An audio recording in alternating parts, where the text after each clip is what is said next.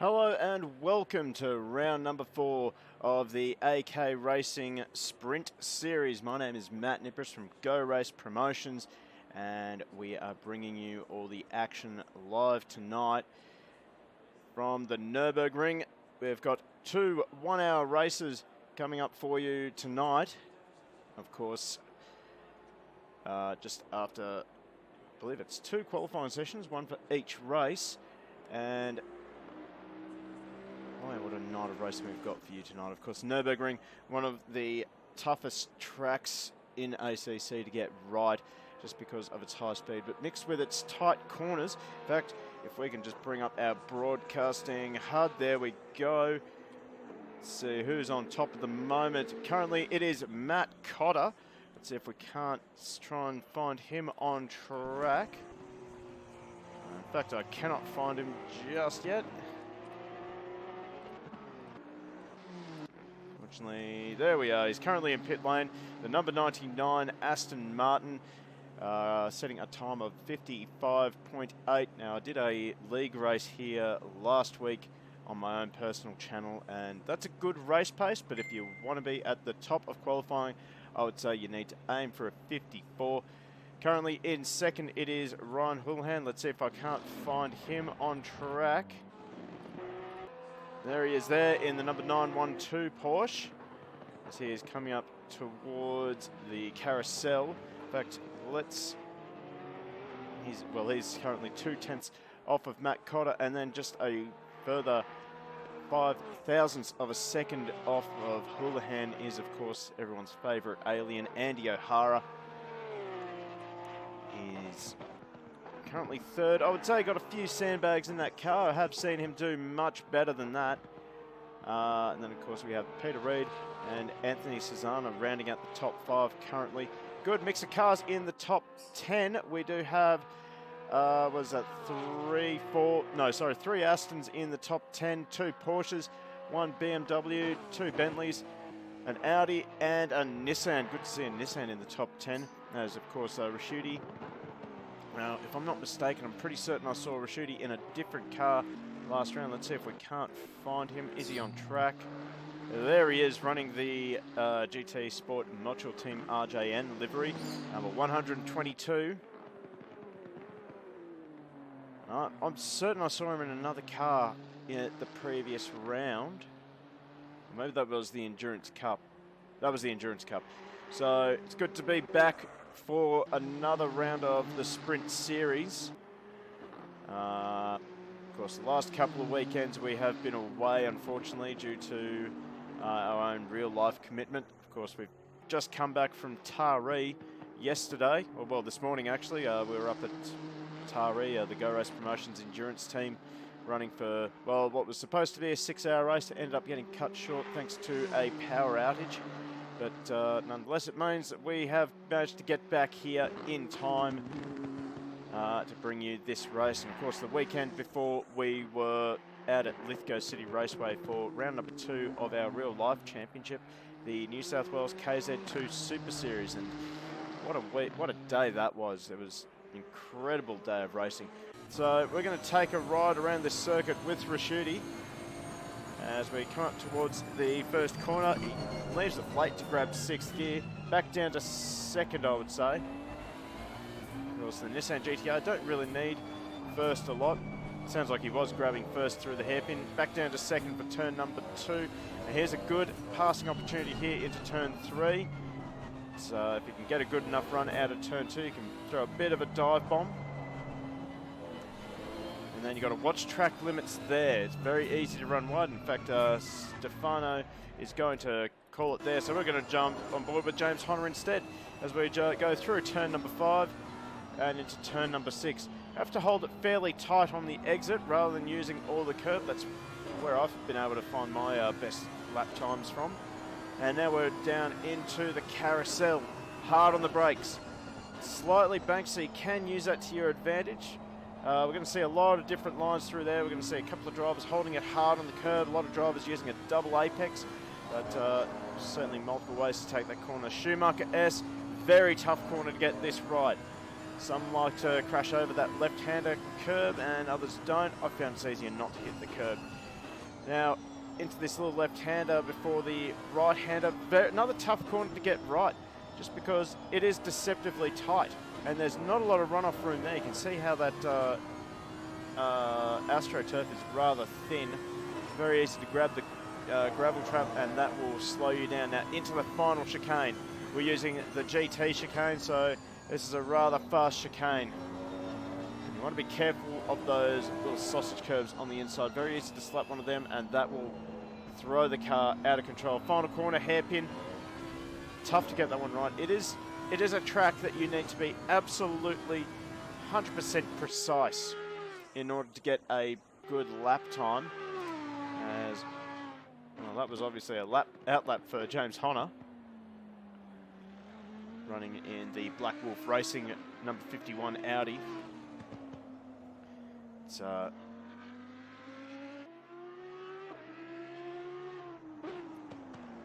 good to see him on track and cutting some laps. We're going to quickly try and find another driver. Chris Munro. Well, we're pretty familiar with, of course, in the V8 Supercars, Chris Munro running the mighty Bentley. One of my favourite GT3 cars.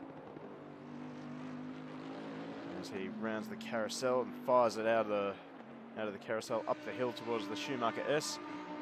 We're going to see if we can't get a better camera angle. There we go. That's a better camera angle. I like that one. Uses as much exit curb as he can there. And interestingly, I see a lot of drivers using that AstroTurf on the entry of the corner. I actually found that to be quite slippery. Very hard to keep the car under control. San Diego, great broadcast, Matt. Looks great, very polished, mate. We just started. Give me some time to bin the broadcast. You've got to give me time to bin it, mate. The bins will come. So far, we're currently following Chris Munro. Doesn't quite get the chicane right. He just got onto that second sausage curb I made mention of. And yeah, that certainly throws the car off balance. Also, got to send a huge shout out to Sam Catacuzinos Racing, and for following 2 days ago and a few seconds ago to George Critical 26. Thank you for the follows. Hello Monjan, how you doing? Great to have you in chat. Very excited to be back after what has felt like forever since I've done a Sunday night broadcast. As we're currently following on Chris Munro, let's see if we can't find someone else on track. Philippa Burkita. Geez, I'll have to practice that surname. The Team Trans Porsche 411. Currently 4th in the standings. Oh, hey, subscription from San Diego. Thanks, man. Really appreciate that. Glad you're finding the streams entertaining enough to justify a subscription. Really appreciate it, man. Anyway, let's keep following Philippa. In fact, let's jump on board with Philippa as we go into the first corner.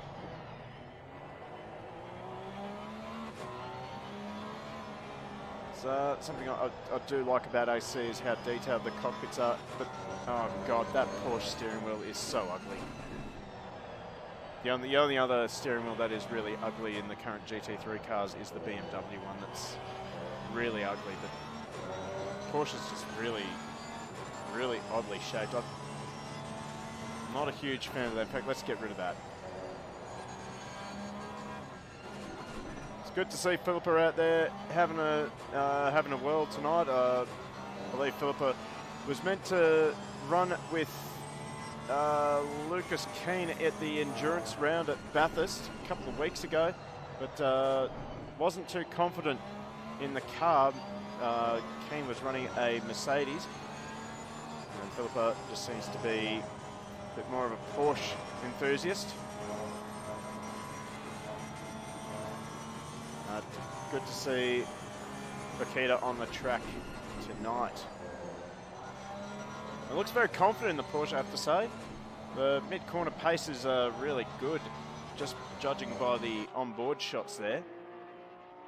As we continue to follow Phillip around up to the final chicane. This high speed, high commitment turn. Doesn't quite get the left-hander perfect, but nonetheless, keeps the car going in a forward motion. And that's really important. Expect to see a lot of bins at that point on the circuit. So in fact, Phillip is just going to call it there. So we're going to go for a quick run around this circuit and just try and highlight some of the more important corners to keep an eye on. Of course, turn number 1. Well, if there's going to be any action, it will be turn 1, lap 1.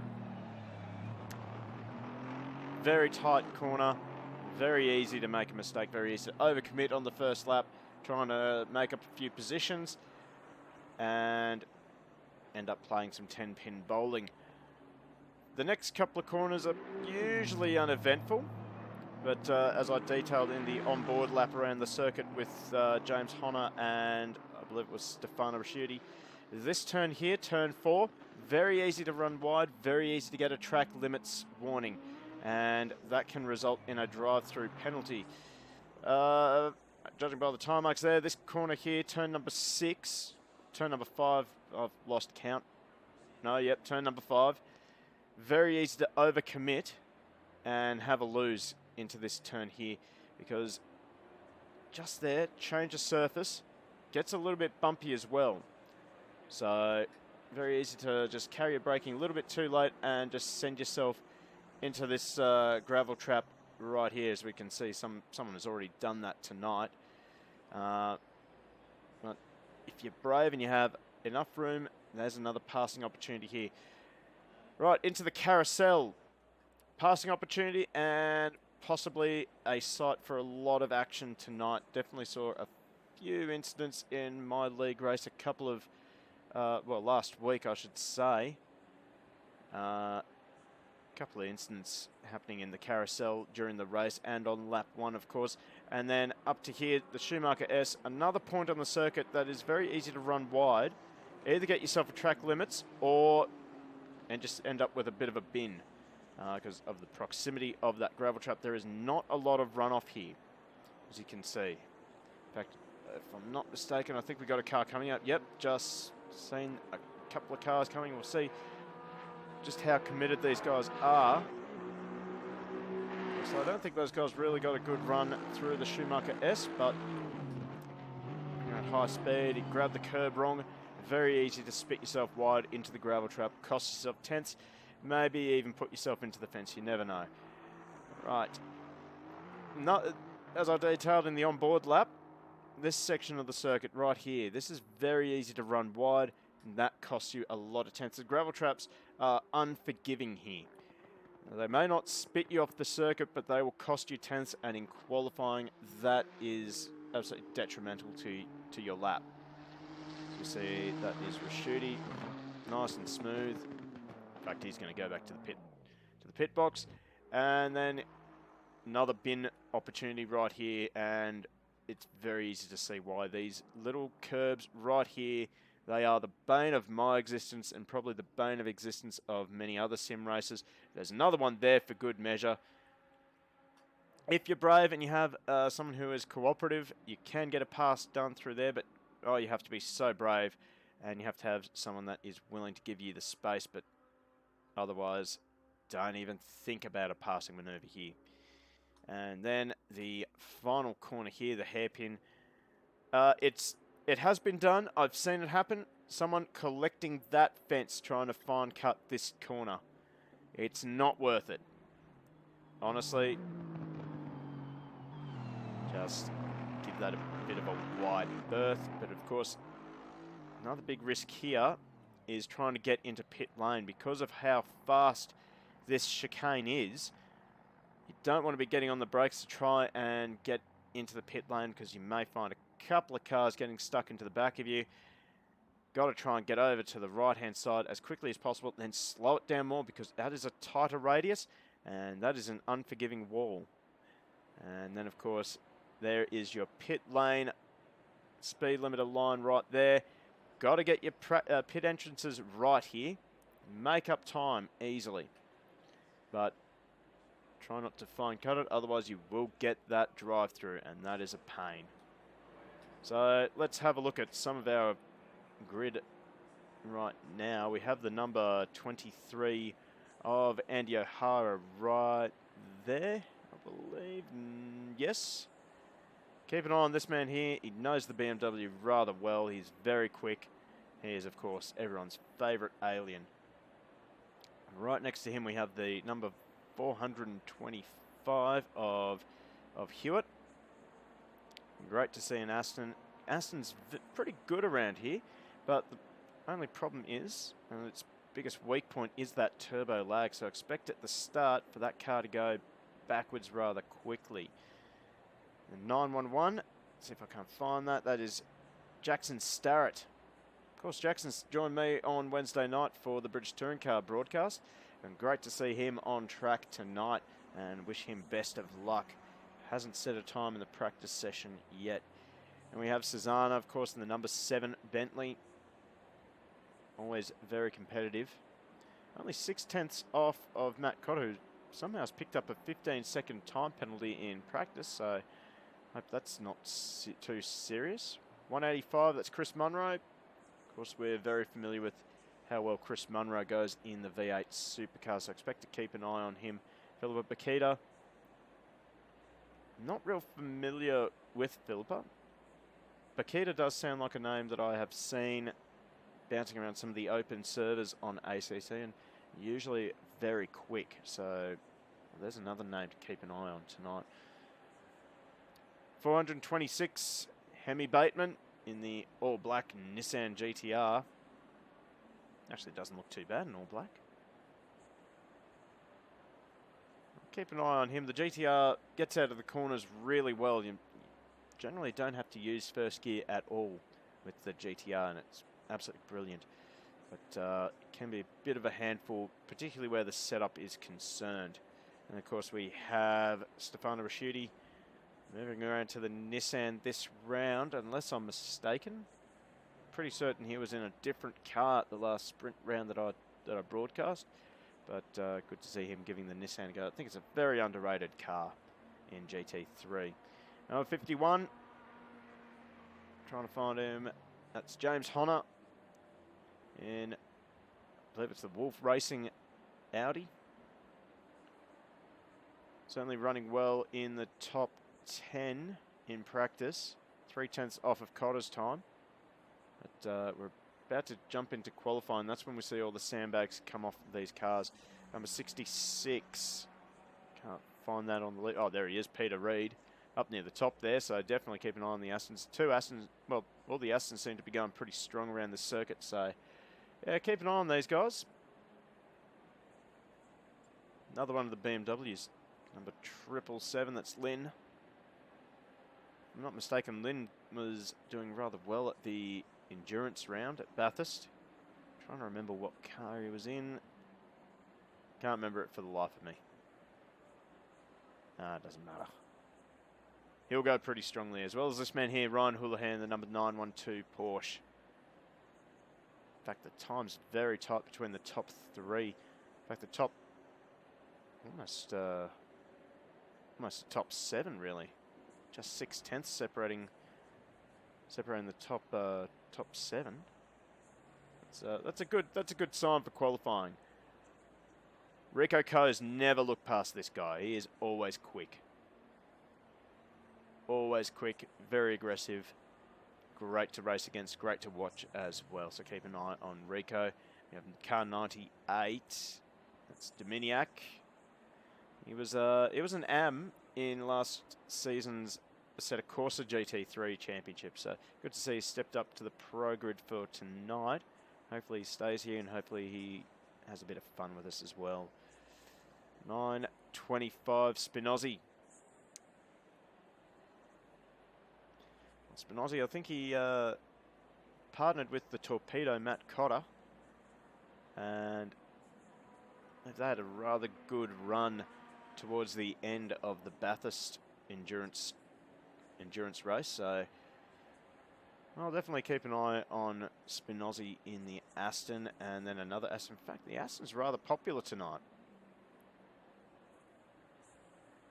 I will give the Astons credit. They are a very stable car and very easy to drive, but that turbo lag just absolutely hurts them so much. As we are currently looking at Matt Cotter in the 99 Aston. As we see another Aston go out on track, that was 377, which was Izzad Far. And that looks like the conclusion of our grid. So really good looking field tonight. And I cannot wait to get this race underway.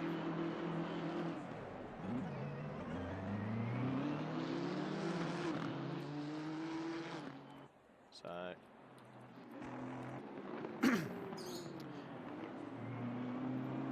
definitely keep an eye on Andy O'Hara. Of course, Andy made the comment about the BMW having a bit of turbo lag as well. So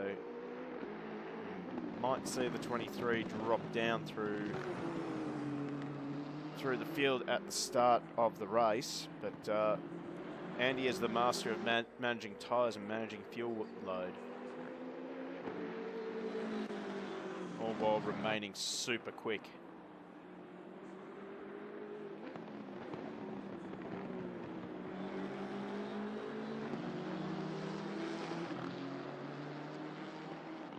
So we have got 3 minutes until the start of qualifying. Thank you for that, Monjan. So we're just going to sit here and watch Andy O'Hara complete some laps before that.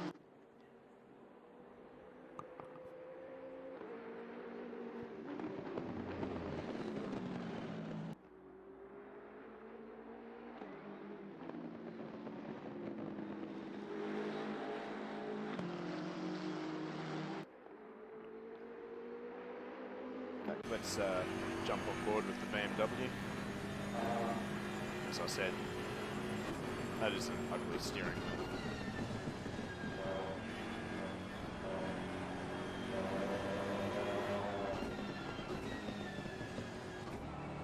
I don't know, what do you guys think? Am I wrong? Am I overreacting to that steering wheel? Because it just looks, to me it looks really awkward to use.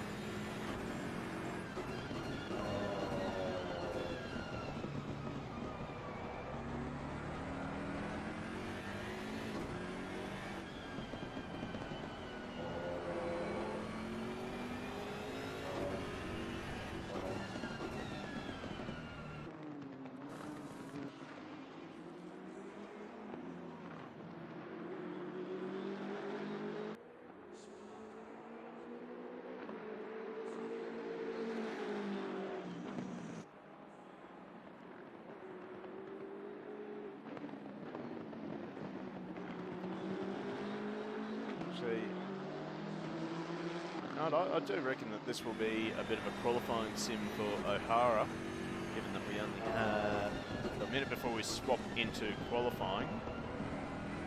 Had a bit of oversteer there.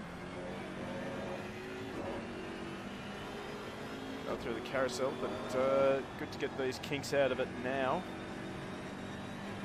In fact, something I didn't take notice was the track conditions. Just looked it up there, and it is green. So that's why we're not seeing any super quick times under the 55-second barrier. But as we are about to tick over into qualifying,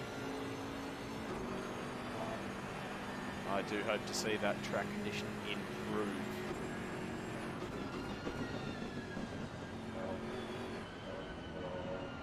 In fact, Andy's going to just call it a day on that lap.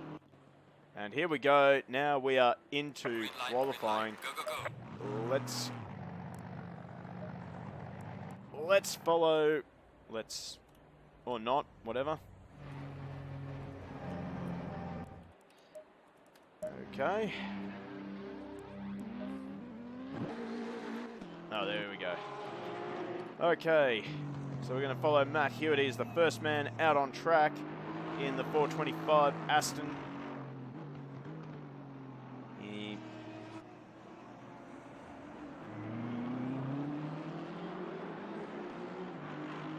very interesting combination of colours there. Purple, red and black. As he wipes out the cone straight away. Good man. Oh, he gets it sideways. Cold tyres. Even though there are tyre warmers, tyres won't be up to pressure just yet. You got to keep that in mind on these opening laps. And of course, Assetto Corsa Competizione really simulates tyres very differently to Assetto Corsas, and very easy to grain or blister a tyre, particularly when they're not up to pressure. So you got to keep the car nice and straight until those pressures warm up. Then you can start pushing as hard as you can.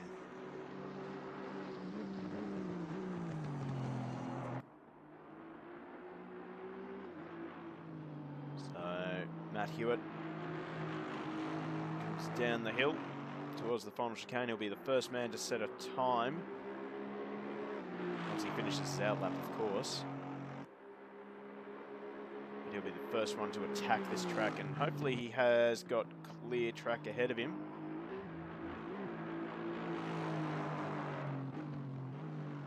Let's see what he does. He doesn't go for a wide and then late apex to try and maximise his speed down the straight. That's a common tactic in qualifying around this circuit. Same for, I believe that's what they used to do at Spa-Francorchamps when the start line was halfway down the hill towards Eau Rouge. But manages to get it pulled up for turn 1.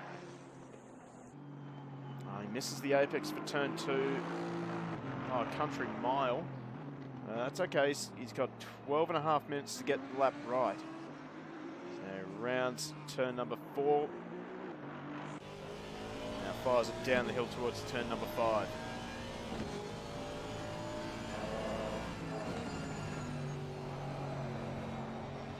As you can see, that Aston looking very stable. A little bit of wheel spin. Heads towards the carousel. He's got some traffic ahead of him. Shouldn't affect him this lap, sorry, unless something disastrous happens.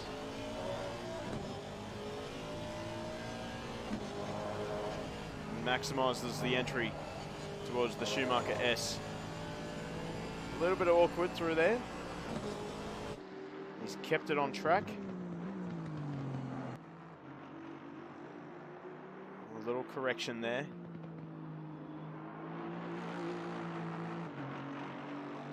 As we're looking at the track, it's still green and very cold, 23 degrees. With a little bit of a wind, 4K. Oh, he gets a bit of a slide happening. Keeps it on the track.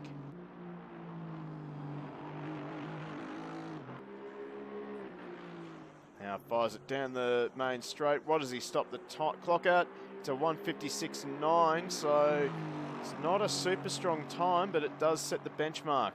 So at the moment, Matt Hewitt sits on top. We'll see who else. Rico Coes. What can he do? 56 dead straight away. How about Joshua Lynn? He doesn't set a time. Philippa Bakita goes to the top of 1:55. No, Ryan Houlihan to the top. So the times are coming in pretty quickly now. The qualifying duel is well and truly started. Have a look at that gap between the two Porsches of Houlihan and Bakita. 6 thousandths of a sec. No. Yeah, thousandths of a second. God, getting my timing mixed up a little bit there. So a couple of cars still coming through setting their times. Chris Munro up to 4th. Peter Reid up to 5th. Raschuti up to 6th. And Honor into 8th and Starrett into 9th. So those guys, no, Dominiak into 9th. So Starrett is being pushed down even further.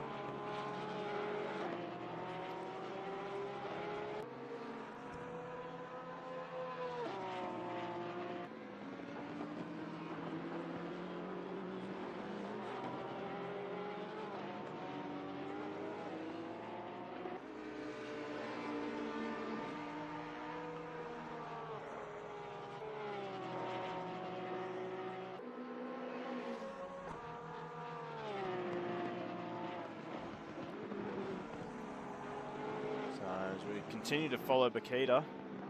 Had a bit of a slide there. We're already seeing some time marks appearing on the circuit. So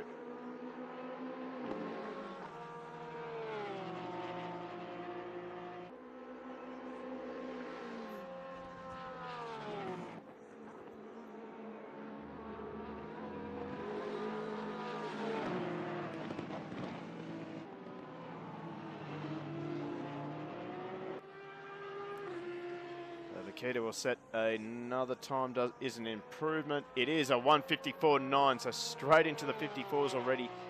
And Houlihan immediately eclipses, so Houlihan's just behind, getting a bit of a toe, but O'Hara now, he's also into the 54s. Look at the gap between the top three. Let's see if we can't find O'Hara. Still looking. Can't find him. There he is. So he's actually just behind Bakita and Houlihan. So he's getting a nice little gauge on where he should be braking, where he should be accelerating, and so on and so forth.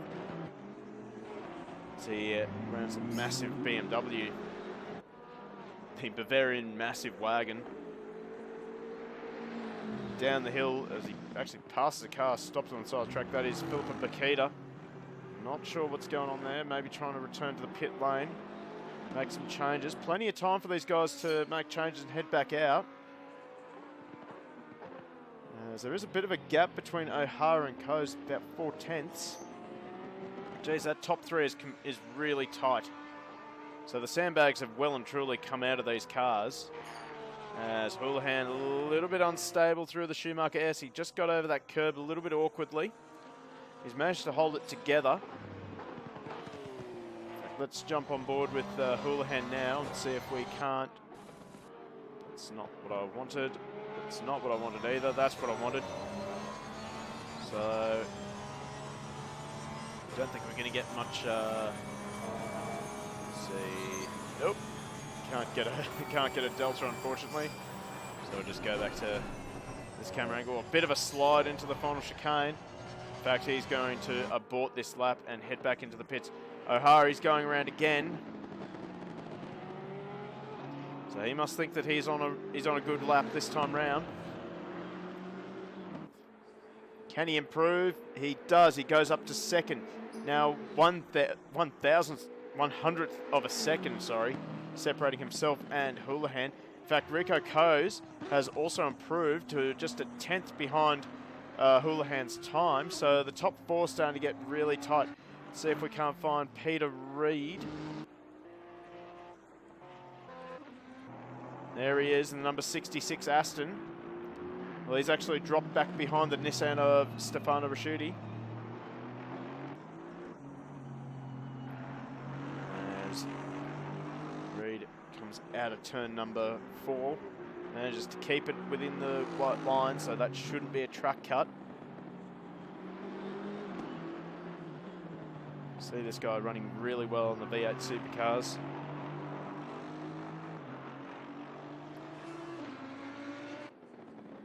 And that sort of skill should be able to translate easily over to the Aston Martin. It's a fairly big and heavy-ish car. The smoother you drive it, the better it is. We're right on board now with the Aston.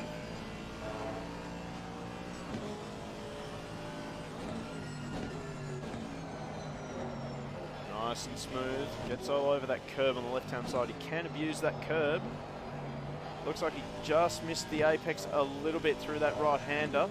Going to cost him a little bit of time. Unfortunately, can't see the predicted lap time on the dash. I'm sure it would give it to us anyway. Now up to the final chicane. Drops it back 2 gears. All over the curb. He just grabbed that sausage curb. He's going to throw that lap away into the pit lane to get some new tyres on that car. Let's see James Honor. He's about to finish a lap, I would say. His best time of 56.1. Can he go better? He cannot, so Honor struggling in the Audi. Jackson Starrett, he's another one who needs to improve. A 57.6. 56 flat, so he goes up into the top 10. Displaces Hewitt and Honor. So that's a good improvement for Starrett. Joshua Lynn now. Doesn't improve. So Anthony Cesana. Currently outside of the top 10. Can he improve? He does. So he goes up into the top 10. Who's that behind him? That's Courtier. So Courtier. If I can just get him. I can't. No, that was Alex Spinozzi. So Courtier manages to get into the top 10. Spinozzi into the top 10 as well. So a driver who still hasn't set a time is Izad Far. Let's see if we can't find him. He's actually sitting in pit lane. So hoping that Brian, unless Brian has a penalty, has to sit out qualifying. Monjan, can you shed some light on that one, if possible? And Carlos Dominiak still in pit lane, just trying to probably work on some setup, I would say. Matt Cotter. A bit of a shocker lap that time. Now we got Daniel Hemi Bateman as well in the Nissan GTR. So we got one GTR in the top 6 and another one languishing down in 17th. As I said, it's not the easiest car to set up. It does take a particular driving style. Have to be super smooth.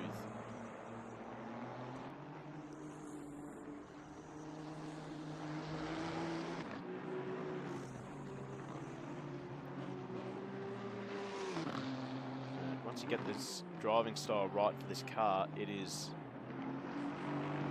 a bit of a beast.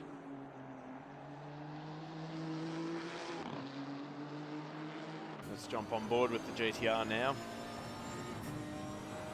In fact, if I'm not mistaken, it does sound as though Daniel is over revving the car. In fact, he is. So a little bit of a tip to run with the Nissan GTR if you're planning on doing so in ACC. You have to shift when the in-game dash gets up to the 3rd blue light, because otherwise it will lose boost. Got to try and keep that car in the boost range in the RPM.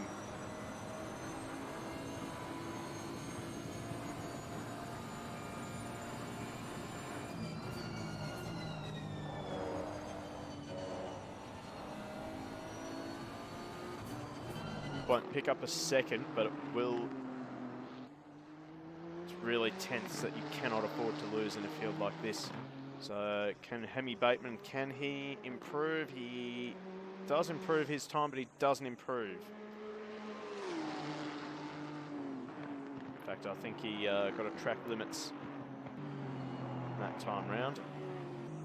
So Ryan Houlihan, as I was focusing on the rest of the field, Philippa Paquita has gone up to first. 54.4, massive improvement from Philippa. Well done to Philippa. In fact, let's try and find our provisional pole sitter.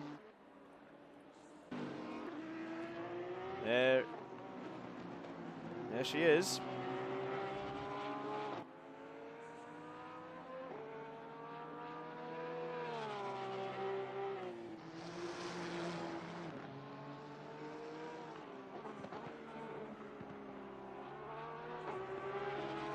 Is looking pretty well set up for this circuit.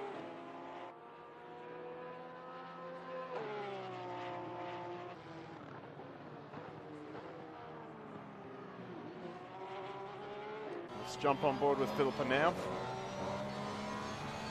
Looks like Philippa's coming up on some traffic. Looks like an Aston up ahead.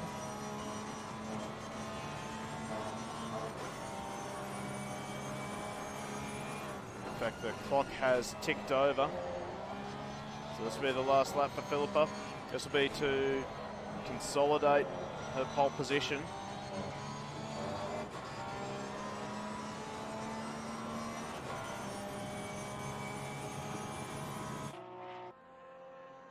Up to the final chicane. Can Paquita get it right? Yes. It's pretty well picture perfect. Gets it pulled up for the final hairpin. There's a few stabs at the throttle, but What can Philippa do as she crosses the line? It's a 54-2. Ryan Houlihan also managed to improve, but Andy O'Hara is also on a lap. Is Andy going to break some hearts tonight? Porsches are looking really strong here tonight. Can O'Hara break up that party?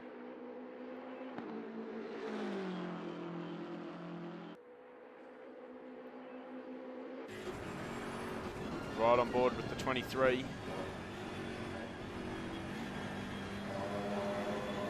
Certainly attacked the curbs in the chicane. Oh, he's on the limit of adhesion there. A little bit of a slide. He stops the clock and he stays third, but he does improve. Gets within 3/4 of Bakita's incredible lap. So there it is. We have a few cars just about to cross the line. Susanna improves up to 12th, I think. And number 51, that's James Honor. Honor goes up to 14th. So there is the starting grid for race number 1. So Philippa Bakita puts the number 411 Porsche on the front row. Ryan Houlihan will start next to her in the second of the Porsches. Andy O'Hara will start on row number 2. Next to him will be Rico Coase. That'll be an exciting turn number 1, I have to say. Matt Cotter and Stefano Rasciuti will start off of row number 3. Chris Munro and Peter Reid will start off row number 4. Matt Hewitt and Alex Spinozzi rounds out the top 10 and will start off of row number 5. Justin Courtier in the Ferrari will start out of 11th, while Anthony Cesano in the second of the Bentleys, I should say, starts out of 12th position next to him. Jackson Starrett and James Honor will make up row number 7 in the Porsche and the Audi respectively. Josh Lynn and Chris Dominiak start out of 15th and 16th. They've got a bit of work to do if they want to get up towards the front of this race. And then Daniel Hemi Bateman in Godzilla will start off the back row next to Brian Izad-Far in the 377 Aston.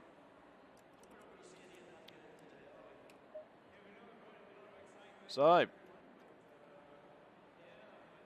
what a race we got lined up for you already as we have a look at our grid right now. Still got a minute 30 to go before they head off on their formation laps. So let's get some predictions happening. Guys and girls in the chat, who do you think is going to win? Put your bets out there. Put out your predictions in chat. For me, it's going to be hard to go past Bakita. If Bakita can keep that pace up during the race, I don't think we're going to see which way Philippa went.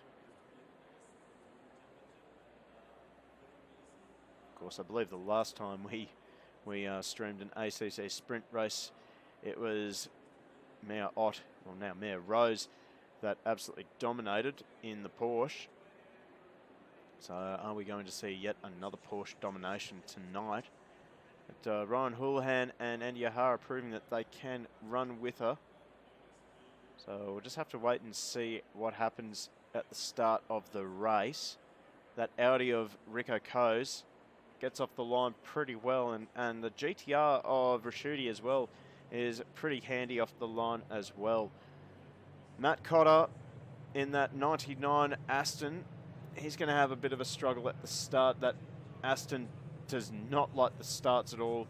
It is a bit of a slug off the line, but it comes good at the end of the race because of how easy it is to drive. It's a bit of an armchair car. Speaking of armchair cars, it's very interesting that we don't have any Mercedes on the grid tonight, as the field makes their way off on the formation laps. So I'm getting a little slow off the line, but anyway. As there the field goes towards turn number 1 on their formation lap.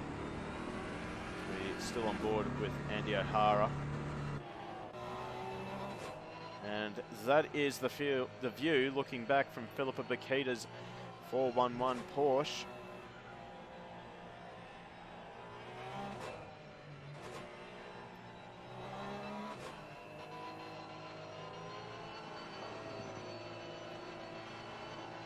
see Ryan Houlihan very aggressively warming up those brakes. Very important to get the brakes up to temperature. Of course, that big hard stop into turn number 1. Last place you want to go where you jump on the brakes and find that the car is not slowing down. Cars should reach up to about 220 kilometers per hour before they get to the braking zone, even on the formation lap.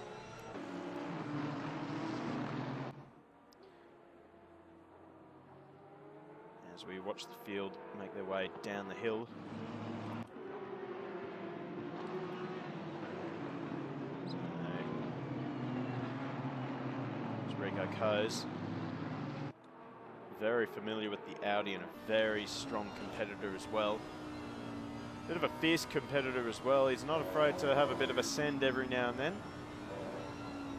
And it's always entertaining to watch Rico as the field are getting almost ready to get set for a start. Matt Cotter. Toughest part for Matt Cotter will be getting that Aston off the line. It's not the strongest off the starts because of that turbo lag, and he's got quite the opposite, a car which actually gets off the line really well, and that's the Nissan GTR of Stefano Rasciuti starting right next to him. As the field starts to form up, let's head back to our front row. Philippa Bakita leads the field into the chicane.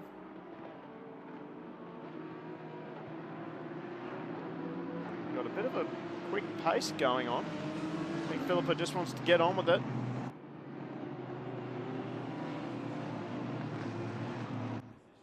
As the field rounds the final corner, they're all formed up, ready to go racing. As we get set for a start, we are away and racing, and it's a great start from the front row. Looks like Ryan Houlihan has got a bit of an advantage going into turn number 1. We'll wait and see if the field can do it. Get through turn number 1 in one piece. Let's go free cam mode for the first corner. It looks like everyone's giving themselves a lot of respect. Brilliant driving from our field. Everyone is through turn number 1 cleanly. Can they get through turn number 2 cleanly? Everyone's going too wide. A little bit of action there. O'Hara's been hung out to dry by Rico Coes, but it is Ryan Houlihan who is out in front of Philippa Bakita. In fact, these two Porsches are actually pulling out a bit of a gap towards Rico Coes and Andy O'Hara. So O'Hara's had a better start than what he did at Catalunya. In fact, we got a Bentley well wide. That was Chris Munro trying to go around the outside of Stefano Rasciuti. Rasciuti got very close to the back of the Aston of Matt Cotter.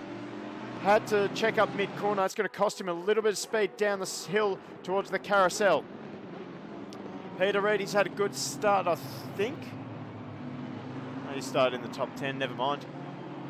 He's got Alex Spinozzi right up behind him, and then Cesana right behind them. And then we got a bit of a gap to Matt Hewitt. In fact, Bakita's on the attack already. She wants that position back. Trying to put Houlihan in an awkward position so she can get the switch back. It's just bringing Rico Coes back into this battle. So they did have a 1 second gap. That has been whittled down to under a second. You can see it there. The number 599 Audi. He's right on the back of Bakita now. In fact, we're going to have a good little view of this battle here. Houlihan runs wide into the first corner. That's going to give Bakita a bit of encouragement as they make their way down the front straight. Bakita all the way up the back of the 912 Porsche. Goes around looking for an outside move here. This will be ambitious. In fact, Bakita not quite able to do it. Houlihan gives her space. And now Houlihan has to slide in behind, and Bakita does cover off the switchback, although Houlihan's going to try it anyway. Thought about a dive, had to pull out of it. So Philippa Bakita now leads this 1 hour race ahead of Ryan Houlihan. Brilliant move around the outside. Has bunched the top 5 up. We have Andy O'Hara and Stefano Rasciuti. They're now closing onto the back of Rico Coes now. So we have this quintet making their way down towards the carousel. Really exciting racing up and down the field. We see Chris Munro battling away with Matt Cotter and Peter Reid as well. And we seem to have a car well off the pace, and that is Joshua Lynn. So, oh, Lynn's got a lot of damage on the front of that BMW. Not sure what's happened there. We may have to go to a replay and find out what's happened to him. Just noticed he tumbled all the way down the leaderboard. So we'll have to find out what happened. He hasn't got any damage there. It's actually up there with... no, that's the wrong BMW. So we are looking for number 777. He hasn't got any... I think he's got some damage at the front of that car. Yes, he does. I'll have to try and find out where he's done. He's done it out of turn number 4. Is that turn number 4? No, that's the Schumacher S. And you see, he just ran it wide and into the fence. So not a great start for Josh Lynn. So he'll be looking to come into the pits as soon as possible to get that repaired. Well, I'm not sure that the pit window is open, so he might be looking at trying to persevere with the damage and then pit as soon as possible. Meanwhile, back at the front, Ryan Houlihan's now in front. What has happened to Philippa Bakita? I have to try and find a replay of that as we see Chris Munro. He's managed to move up to 6th, but he has got Cotter battling away with him. So I don't know what's happened to... In fact, there's a lot of damage on the front of Rashudi's Nissan. Bakita closes right up now. Not really sure what's happened. May have to go to a replay again to work out what has happened. Right now, Ryan Houlihan is out in front. Let's try and work out what has happened to the 411. There we go. So as I think she has had a lose at the final corner. Yes. Oh, she's done well to keep it off the fence, but that is not an ideal start. And Shooty did well to avoid the slow Porsche. So Bakita now will be all over the back of that Nissan. It does look as though the Porsche is a lot quicker than the Nissan around here. So Bakita will be looking to get around as quickly as humanly possible around of the Nissan, which go for a dive bomb. Thought about it. Rashuti slams the door shut.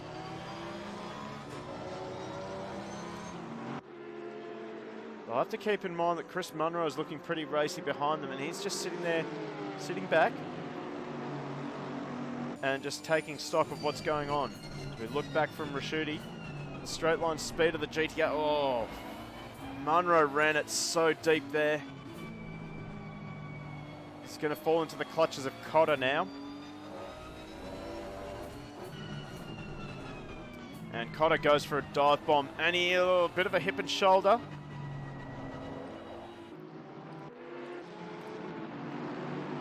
Oh, it's getting tight there, so Chris Munro is just getting a little bit beaten up at the moment. Of course, we haven't even gone past 10 minutes of racing yet, so it's important for Munro to keep his head on. Big slide. He's going to be vulnerable now to Cotter. Cotter sticks the nose in. I think they just avoided contact there, so Munro will survive another corner. Munro is really getting beaten up here. Does look as though he's got a little bit of damage on the side of that Bentley. Oh, look at the battle going on here. Alex Spinozzi and Hewitt going side by side into the Schumacher S. Spinozzi was squeezing Hewitt as much as he could. This will leave Hewitt open to Honor now. In fact, Hewitt went for a big dive bomb, couldn't quite pull it off. So now we get to look out the front window and also look at the rear vision mirror back at James Honor.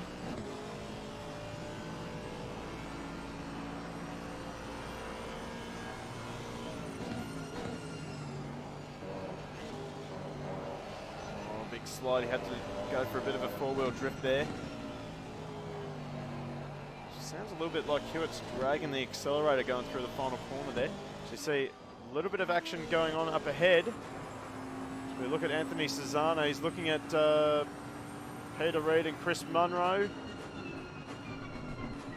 Unfortunately, our leaderboard in the way there a little bit.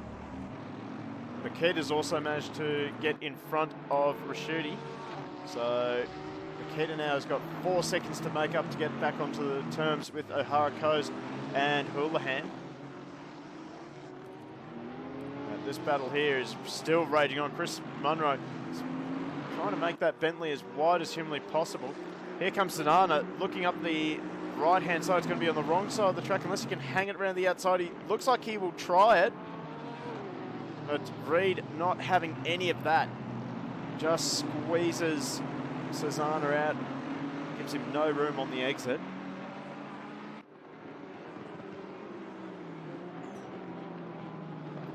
In fact, Jackson Starrett has also fallen down the leaderboard. I don't know what's happened to him. But right now, this battle is just really exciting. We're looking at the back of the Bentley now. Oh no, he's pinned it. Going through the gravel trap. Chris Munro just came off that curb rather awkwardly. And he's going to fall all the way back down behind James Honor there. So, not the ideal way to start a 1 hour race. Of course, he does have another 1 hour race after this one, so he can make up for it. But he's going to be falling into the clutches of Justin Courtier in the slow ahead Ferrari.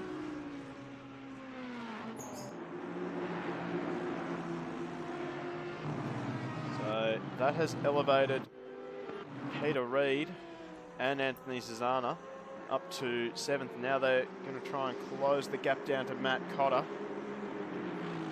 Cotter is also trying to close down on Raschuti. In fact, Philippa Bakita, fastest on track at the moment by the looks of things, managed to get that gap down to 3 seconds already. In fact, Andy O'Hara has managed to get in front of Rico Coase, but they've dropped a fair bit of time to Ryan Houlihan. So I wonder if there was maybe a little bit of uncooperative driving there from Coase while O'Hara was making the move stick. Anyway, O'Hara is now into 2nd.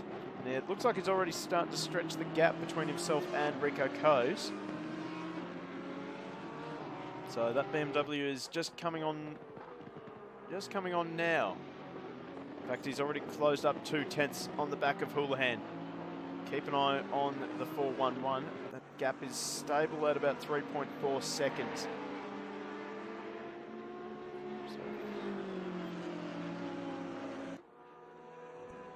Battles all the way up and down this this field. Very hard to know what to look at.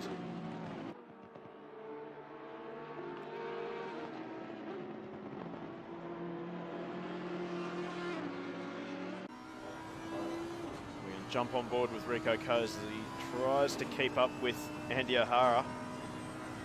You just see O'Hara's already stretching the legs of the BMW.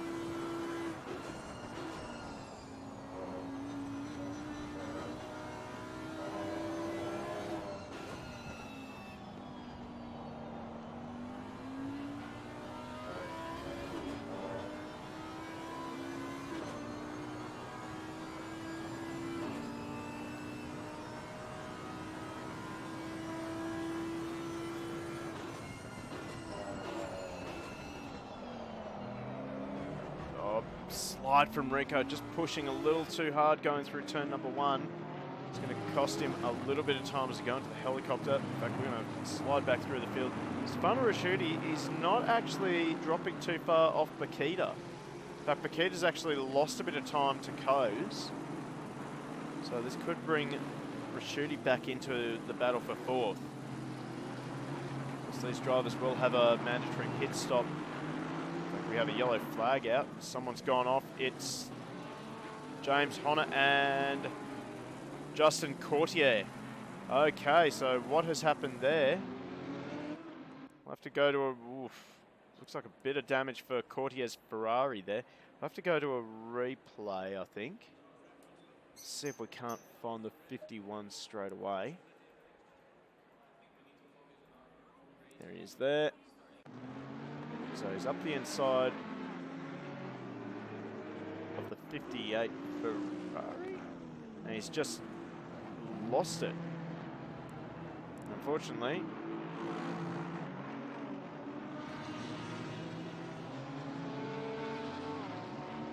Well, I'm a little bit confused. I don't know why Courtier's livery is different in the replay in comparison to the actual race.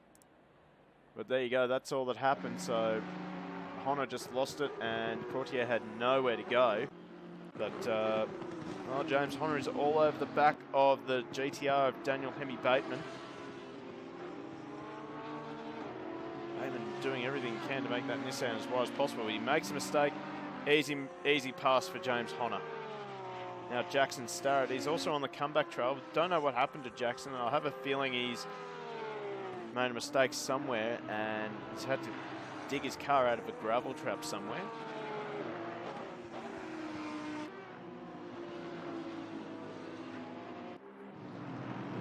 Field is sort of spread out a little bit now. As you start to see that there aren't many close battles on track at the moment.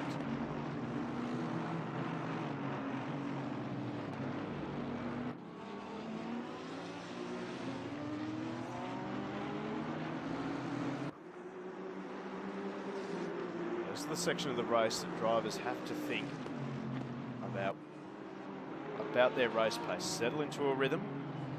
Try not to catch the drivers ahead. Let them burn out their tyres. Let them make a mistake so it brings them back to you.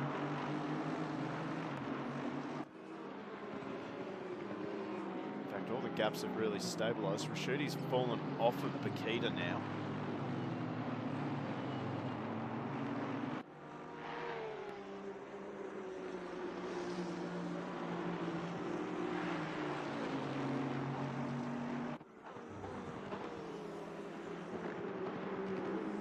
As I say that, we have Alex Spinozzi still defending from Matty Hewitt.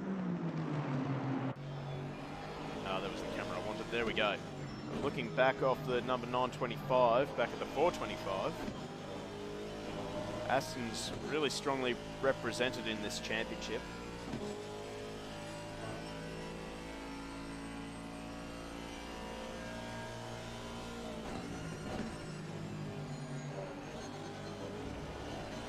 I am honestly a fan of the Aston's engine note.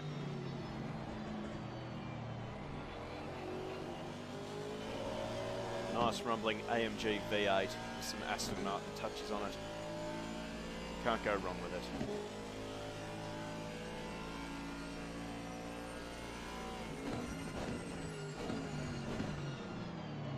Hewitt closes right up, maybe brakes a little too late. Got Chris Munro who's slowly clawing his way onto the back of this little battle.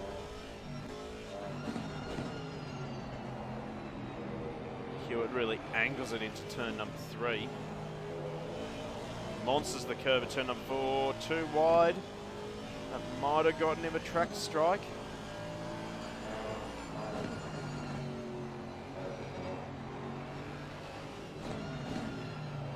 Right now, all Hewitt needs to do is just keep the pressure on Spinozzi.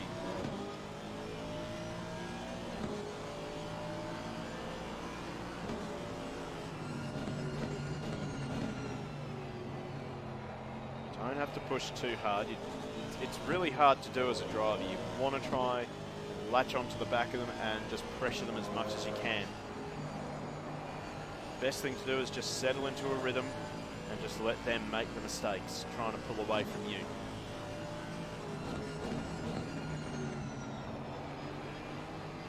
Just seeing a three-way battle brewing just up ahead between Susanna Reid and Cotter. So I might just temporarily leave that battle and head over to Matt Cotter, see how he's going defending from the two drivers behind.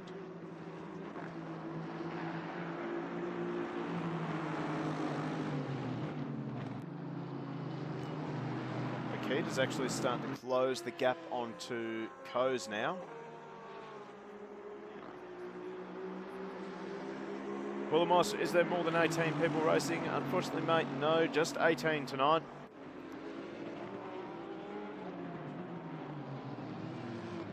I do think that the broadcast timetable actually goes up to 24.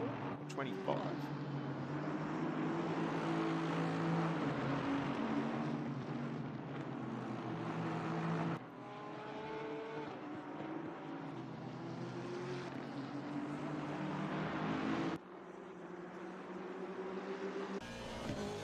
Let's jump back on the 99 Aston, looking back at Reed and Cesana.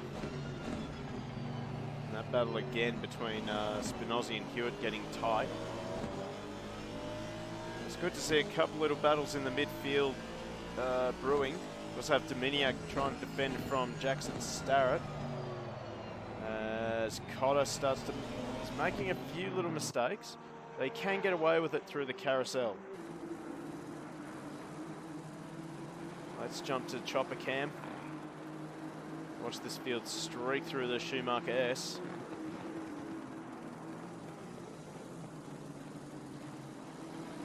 Just saw a little slide there from Reed.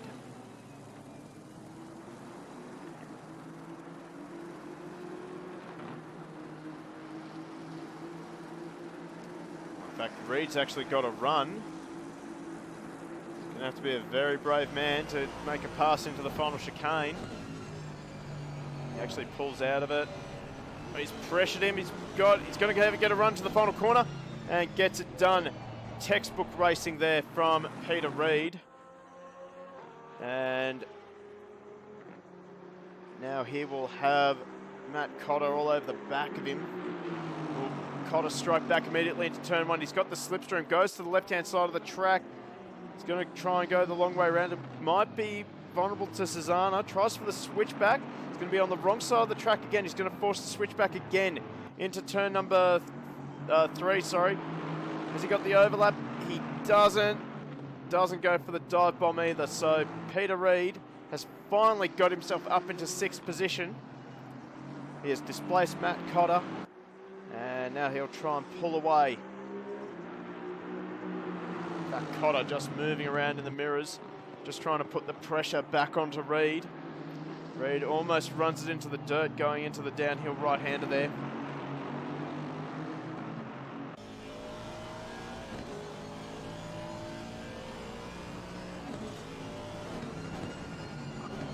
Chris Munro is also having a bit of a battle with Brian Izzad Farr. I think Dominiak is also managing to hold off Jackson Starrett.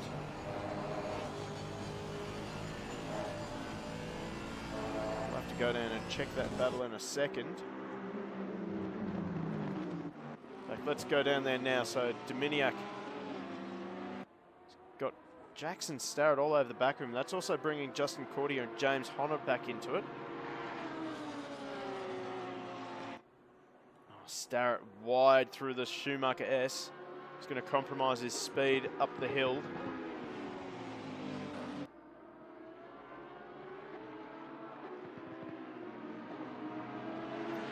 And keep an eye on that white and black Ferrari, which is apparently supposed to be an endless livery.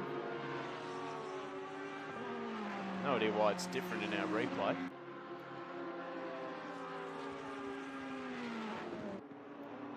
But anyway, keep following this battle for a little while. Cotter, I think Cotter has actually fallen behind Cesana as well, so Cotter's not had a good couple of laps.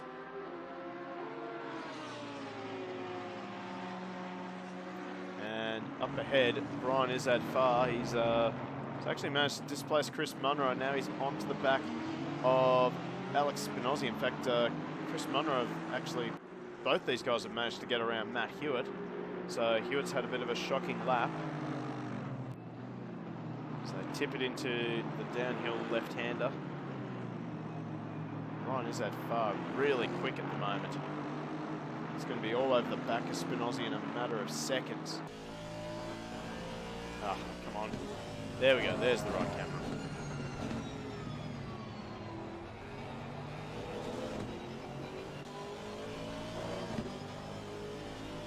So let's look at the back of Alex Spinozzi's Aston. That is Izzad Farr's Aston. So we swapped the Aston for Matt Hewitt for the Aston of Izzad Farr. Oh, Izzad Farr so deep under brakes. So I do believe we are about to open the pit window. So here comes Izzad Farr. He's got the slipstream. Be a brave man to make the pass stick here. Pulls out of it.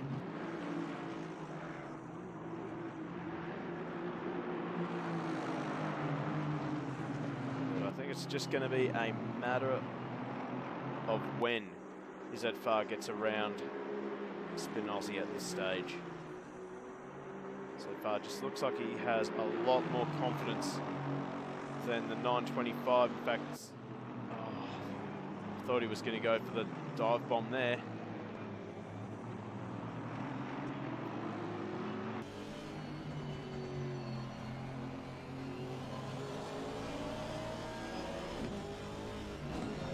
Here we go, there's the send. Oh, can he get it done? Go outside of the car for this one. He's going to go for a switchback. Can't get it done. This is bringing Chris Munro back into it. And that's just going to mount the pressure back onto Spinozzi. But for now, Spinozzi holds off another relentless attack from Brian Izzad Farr. Izzad Farr using all the space there. Thinks about, will he make a send here in the carousel? Not quite. It's too really tight, very difficult to make a move stick into the carousel.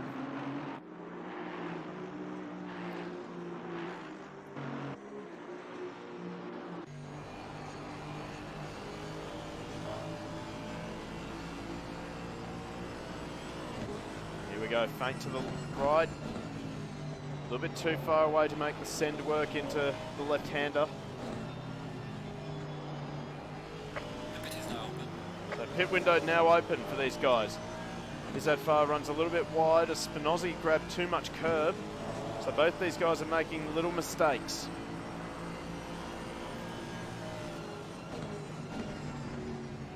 So Izzad Farr backs off a little bit.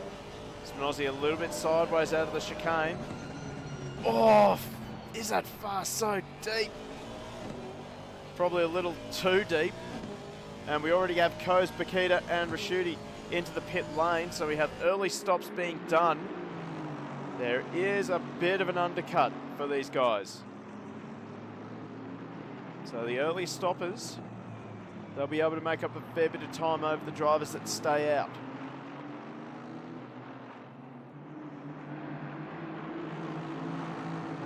Just absolutely enthralled in this battle between Izzad Farr. Goes for the send again. Can't get it done. Need a few more stamps on that one. You can just see that Izzad Farr is just sizing up Spinozzi at the moment.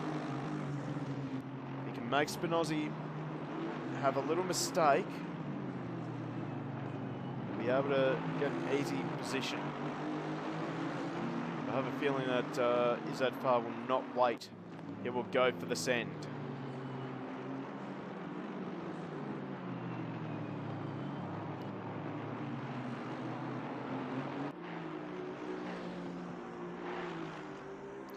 In the background there, we just see Hewitt. He's all over the back of Munro again. Oh, Spinozzi grabs some gravel. That's going to leave himself open. Here we go. No, I thought Brian was going to go for it then.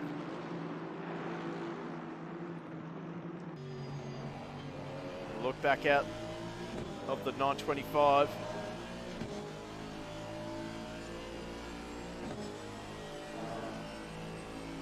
He's got the slipstream, but everywhere that Izzad Farr seems to be strong, he can't make a move stick. Very tough to make a move stick into the chicane. Although, oh no, Spinozzi goes into the pit lane, so he's getting out of it. So that'll release Brian Izzad Farr. But the undercut is a bit of a thing here on this track, and O'Hara is also into the pit lane. So let's have a look. Yeah, Matt Hewitt's also been released by Chris Munro. Gautier's into the pits as well. James Honor, he's got a bit of damage on the front of that car. That might have been from the incident with Gautier at turn 2. Here comes Rico Coase. Let's quickly have a look. Where is Andy O'Hara? Is he moving yet? He's not moving yet. Just to bring up a track map quickly. So the 599, keep an eye on him. He's just coming out the final corner now. He won't be able to overtake O'Hara in the pit lane. So Andy O'Hara will manage to hang on to second position.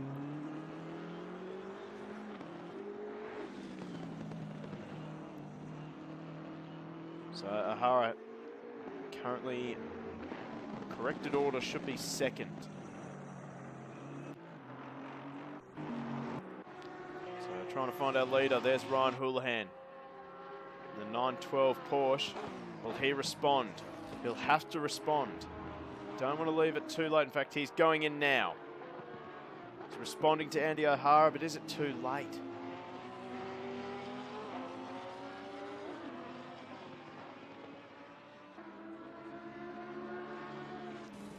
So we'll have to keep an eye on the track map. So I'm going to keep an eye on where is O'Hara. He's just coming through the carousel now. 30 seconds for a stop. Does take a little while to trundle down pit lane as well. In fact, Peter Reid, Anthony Cesana, Matt Cotter, Izzat Farah and Hewitt are going long. I don't think that's going to work out for them. The undercut is huge around here. It's agonising weight for these guys. So O'Hara's coming up to the final chicane now. O'Hara looks like he's on a bit of a move here.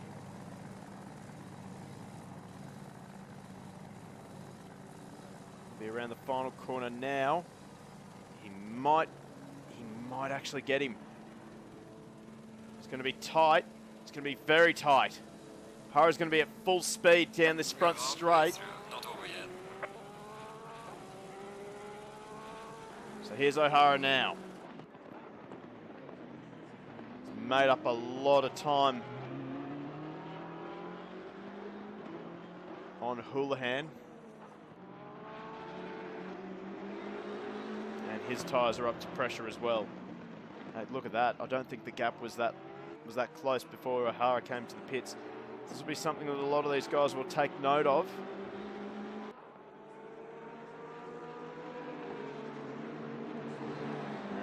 And Rico Coase is also falling into the clutches of Philippa Bakita.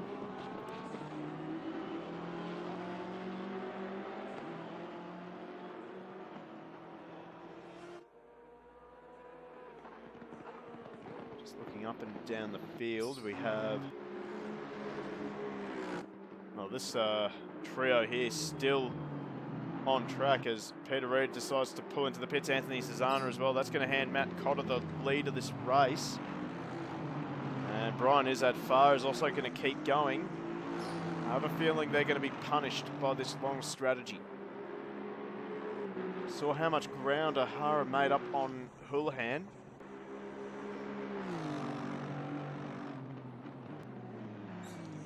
And these guys were battling with Munro, Spinozzi and Hewitt. In fact, Chris Munro's actually had a really good stop and he's managed to get out ahead of both Spinozzi and Hewitt and actually got a bit of a gap as well. So it is quite possible that Spinozzi made a mistake in the pit lane.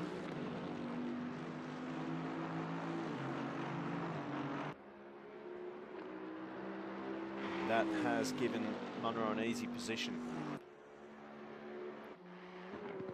Stefano Rasciuti looks like he's going to have a bit of a lonely race at the moment.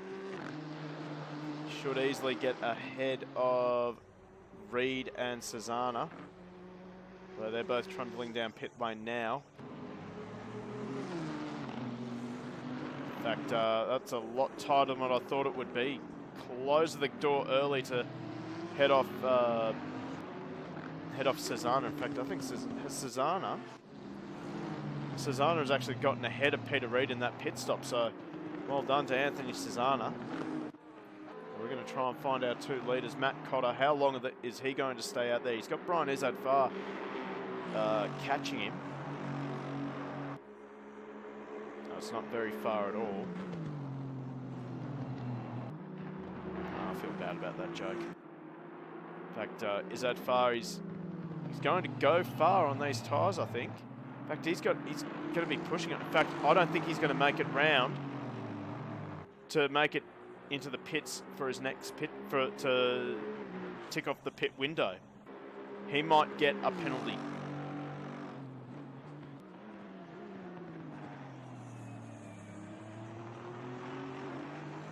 So Zadfar is really stretching the limits at the moment. This is going to have to be the lap of the gods. In fact, actually, see what his last lap time was, a 1:55.5. So it's possible. It could be another lap of the gods, but he's got to make 0 mistakes. And we'll have to wait and see where he'll come out. I'm predicting he'll come out around P7, P8. And this pace is electrifying from Brian.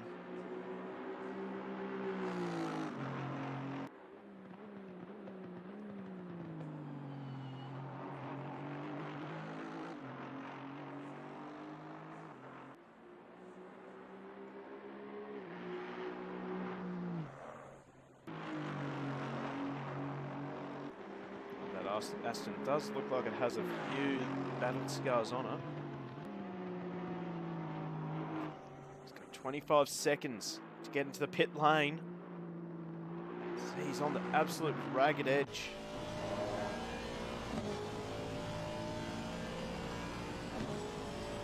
Not sure he's going to make it, and this will give him a penalty. He's not going to make it. So 2, 1, and The window is now closed. He has not made it, so Brian is that far. He's stretched it too far. This will result in a penalty for him, unfortunately. So it's been a brilliant fight back from Izzat Far. He started off the very back of this 18-car field, and he was up to about 8th or 9th before all the pit stops. But I'm afraid it's all for naught.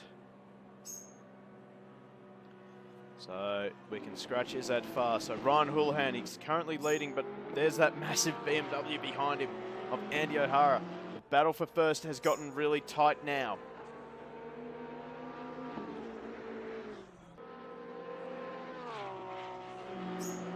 So 154.6 versus a 154.5. So O'Hara is coming. Meanwhile, Coase and Bakita are starting to get really tight as well. There's Rico Coase, and there's Philippa Bakita. Bakita making that mistake in the early stages of the race and almost putting the car into the fence at pit corner.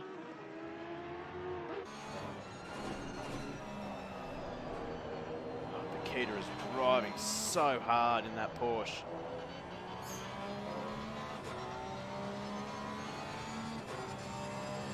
Looking down the field, Spinozzi and Hewitt have resumed their battle.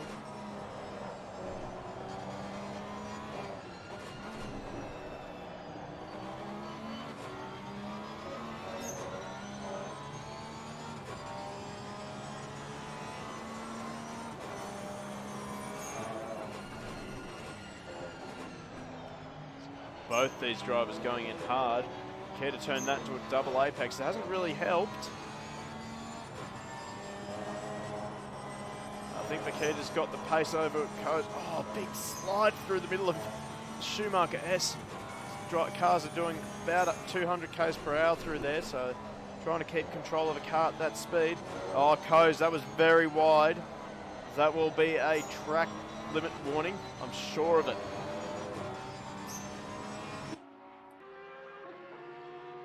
Coase under all manners of pressure now. The blowtorch is well and truly on the back of the 599 Audi. Oh, Bakita! Way off! What happened there?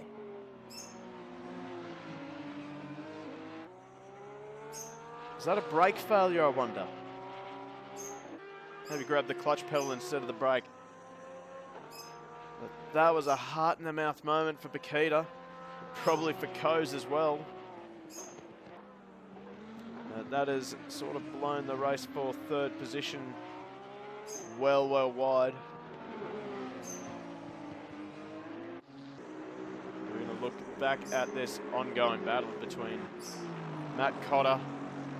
Chris Munro is getting involved as well. We can just see the green Bentley just behind. In fact, Susanna Reid, Cotter, they've been fairly well inseparable all race long.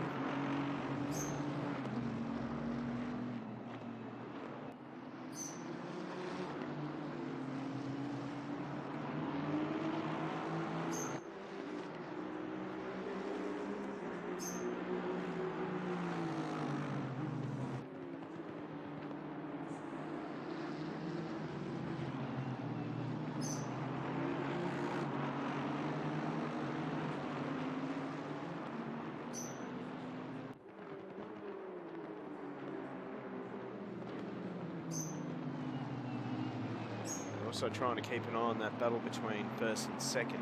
It's still just over a second.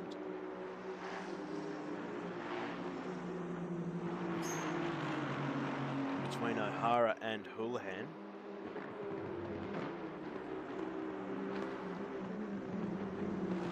Look at Cotter all over the back of Peter Reid.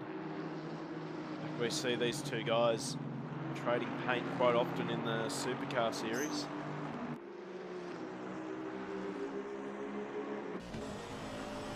Jump on board with Matt Cotter now. Of course, Matt Cotter, one half of the Spinning Torpedoes. So that's a team between himself and Alex Spinozzi, currently in 10th in this race.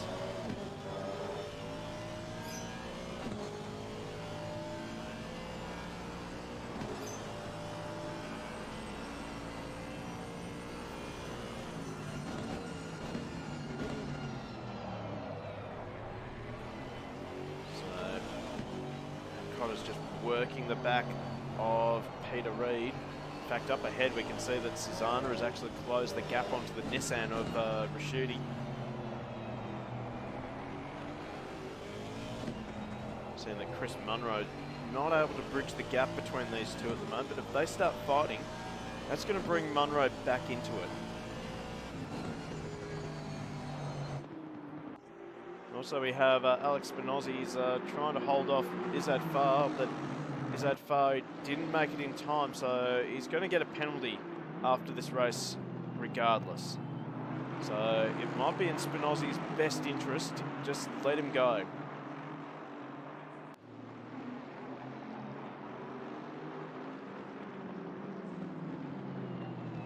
This is where we start seeing drivers who are smart in these situations.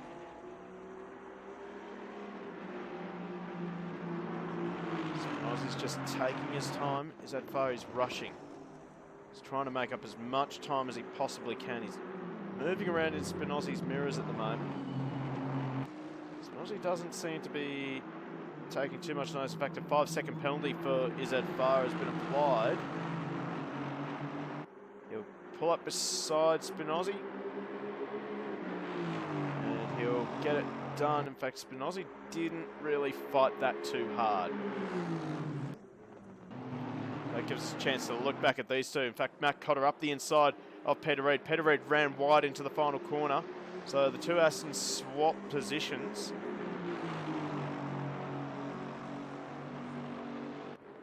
You can see a return serve from Reid, not quite. Just full line astern for now.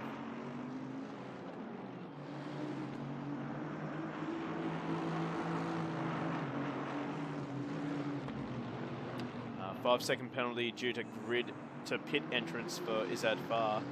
So he'll be getting a bit bigger penalty, I think, for missing the pit window. In fact, we've lost two drivers just then, unfortunately.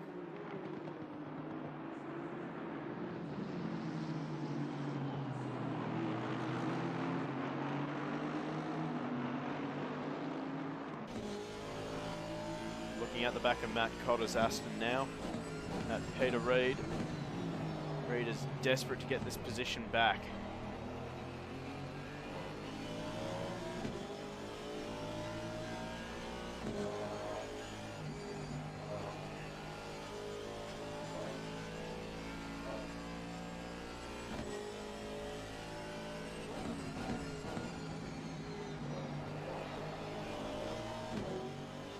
Very wide for Reid.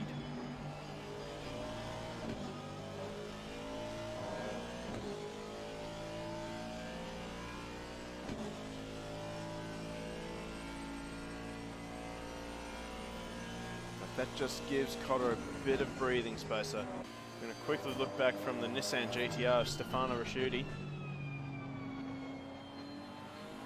He's currently defending from Anthony Cesana in the Bentley. We have just over 16 minutes left in this race. Houlihan has just managed to gap O'Hara a little bit, up to 2 seconds now is the gap.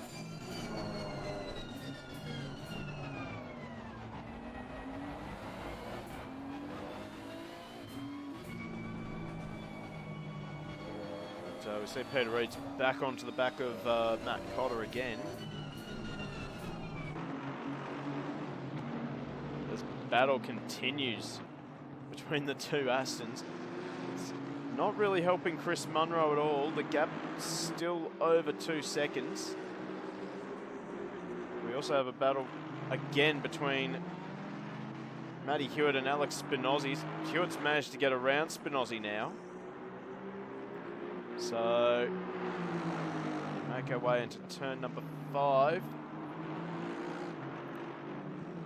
Hewitt's now got all the pressure on him.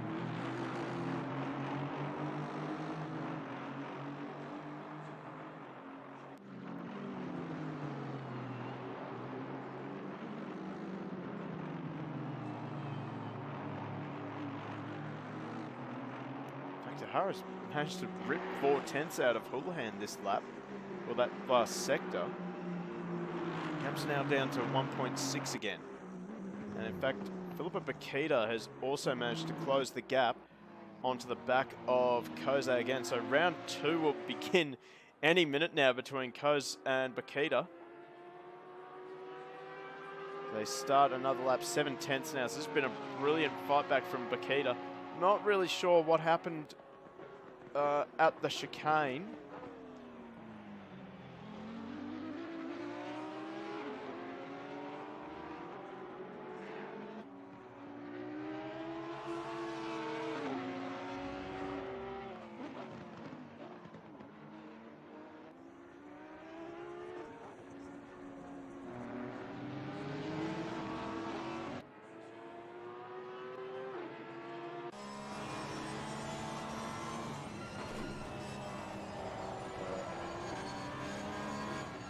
Pressure is back onto Koze. Look at how deep Bakita seems to be able to take that Porsche into the corners. In fact, is that flashing indicators from Koze there?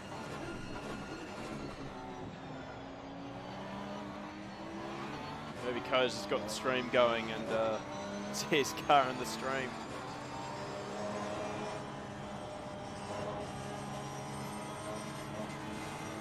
He doesn't get the cleanest run through the Schumacher S, but he's just got enough of a gap to hold Bakita off this time by. Jeez, that Porsche looks stable. There's a few words I never thought I'd say. Porsche looking stable.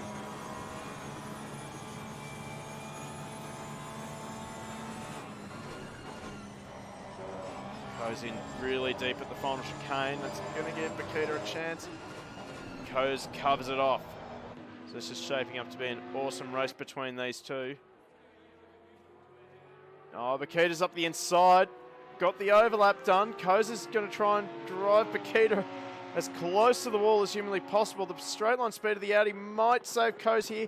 Not quite. So Philippa Bakita's got the inside line and gets it done. So Bakita, great recovery after binning it at the final chicane. Manages to get onto the back of Koze again. Koze goes for the send. No. Isn't quite able to get it done. But now it's up to Coase now to keep the pressure on. Runs very wide.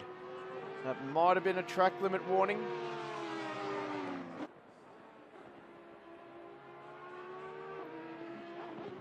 Now the gap is back down to under a second between O'Hara and Houlihan, and we've got just over 11 minutes to go. So anything can happen in this race.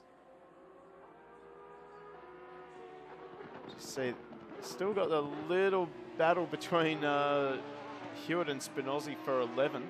As we see, Bakita's just starting to drive away a little bit. So let's focus back on this ongoing drama between Peter Reid and Matt Cotter. In fact, Peter Reid's managed to get around Matt Cotter somewhere. So Cotter's now fallen back behind Peter Reid. So this battle is quite evenly matched between these two. It's really good to see. Now, a bit of a run there for Cotter. We're going to look out the back of Peter Reid this time. You see Chris Munro, he's closed up the gap between himself and these two drivers. And Izzat Farr is coming in, but Izzat Farr, I imagine he's going to have a much bigger penalty than 5 seconds at the conclusion of this race.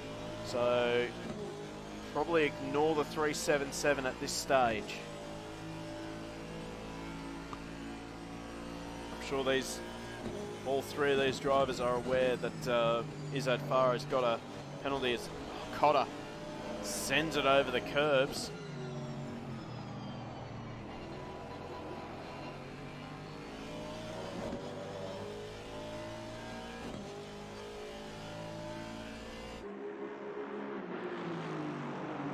Peter Reid holds on for another lap, a 56 dead for Peter and a 56-1.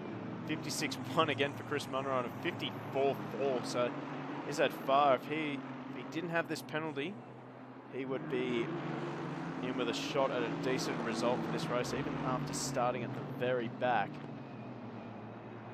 So really unfortunate for Izzat Farr, but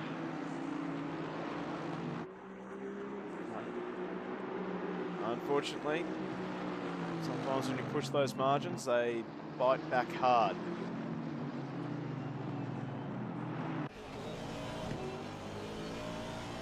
A tighter exit there for Matt Cotter. Reid was a little bit sideways out of that downhill right-hander. Now into the carousel. See that these drivers are so evenly matched. It's absolutely brilliant.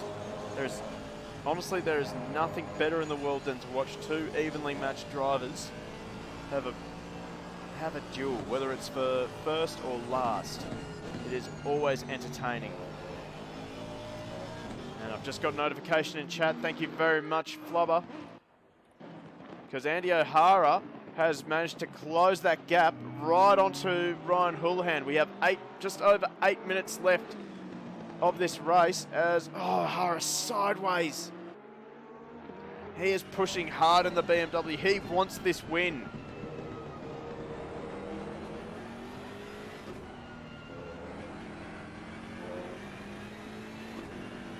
So the Houlihan just pulls away a little bit. Rico Coase is actually hanging on to the back of Bakita as well, so that's not over either. Because the Audis tend to be a little bit rough on the tyres around here, so that could play a factor for Coase.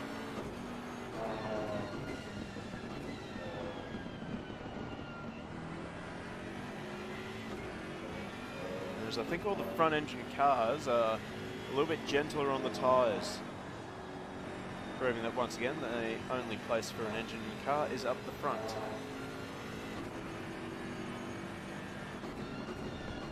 That is shots fired as well.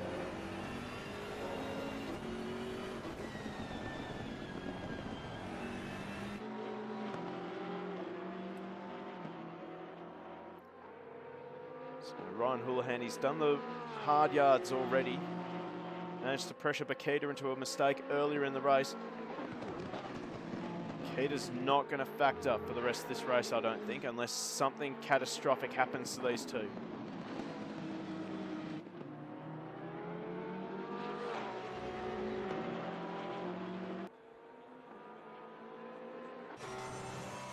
look out the back of the Porsche now at that looming BMW.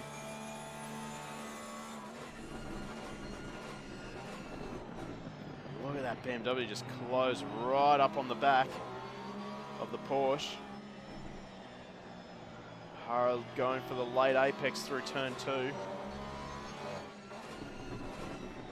Houlihan covers. But I think that might be his racing line.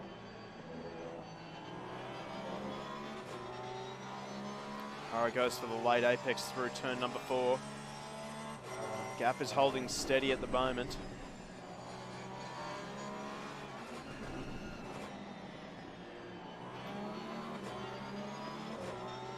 Houlihan hard on the throttle again as they fire down the hill.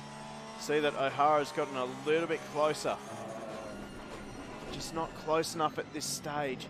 Both run very deep into the carousel. So shouldn't be much time gained for either driver. Now through the Schumacher S. Oh, O'Hara didn't quite get that perfectly. It hasn't cost him much though.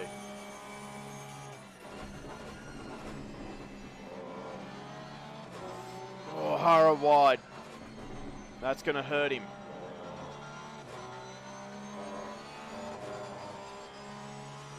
In fact, that has hurt him a lot.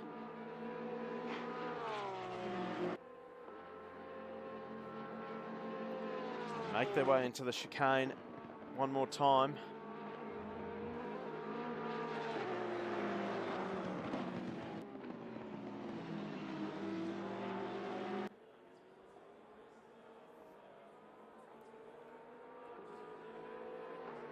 Got 5 minutes to go, so time is running out for O'Hara if he wants to make the move on Houlihan. It's absolutely brilliant to see the competition in this championship.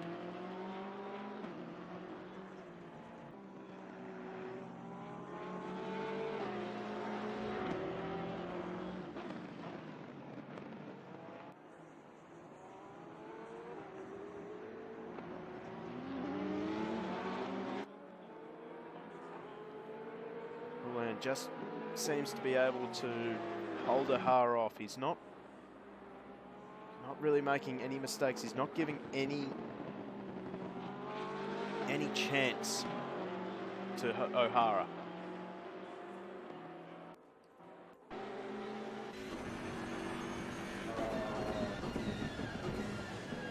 Jump on board with O'Hara now through the carousel. Just hear how early these guys are getting on the throttle.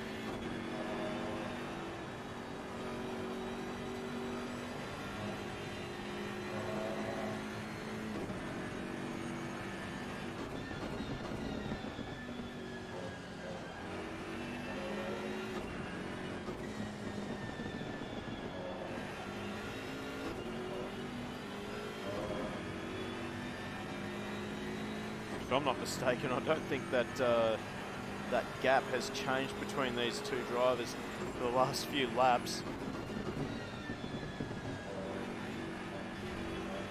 O'Hara gets a good run through the final chicane now. It's going to get him a little bit closer to the back of that Porsche. A little bit of wheel spin out of the final corner. How's that going to hurt him? Drops a 10th.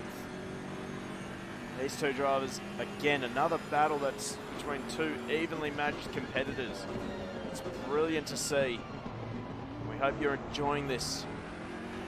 Wherever you're joining us around the world here on Twitch.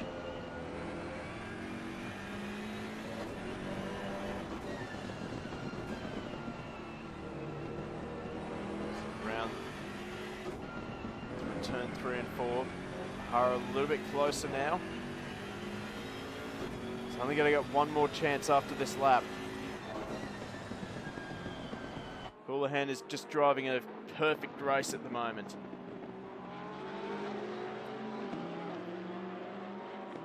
Both these guys are in the 54s. At this stage of the race, that is an incredible effort from these guys.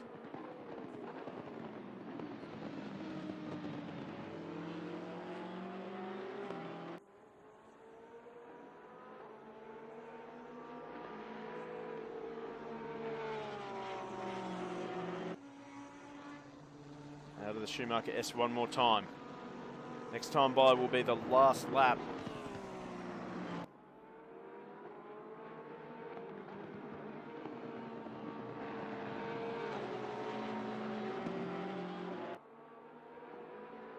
Gap is still 6/10 after all this.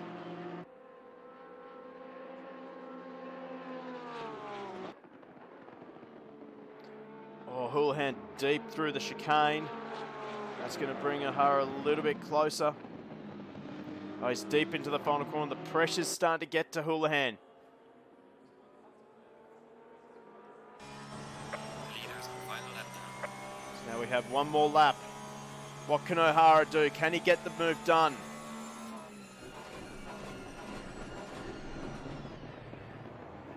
Oh, rear brake lockup for O'Hara. Just saw it then, a little slide from the BMW. He misses the apex through turn 2, so the pressure's back on O'Hara now. This has been an incredible drive from Ryan Houlihan, sorry. I said Ryan O'Hara, that's not right. But Ryan Houlihan has just been absolutely cool under pressure. What a brilliant duel between these two guys, and they got one more race after this as well. To the carousel for the final time this race. Houlihan is in control. That's 4/10 between himself and O'Hara. O'Hara is just climbing closer and closer to the back of that Porsche. He's running out of time though. There's only one real passing opportunity here. I should say two. We're coming up to one of them now. Can O'Hara do anything? No, he's too far back.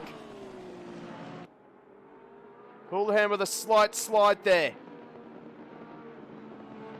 No, just to keep it together. So one passing opportunity is gone. There's one left. It's going to have to be a massive send for O'Hara. I think he's getting set up for it though. We're going to jump on board with him. He's right up the back of the number 912 Porsche. Houlihan covers.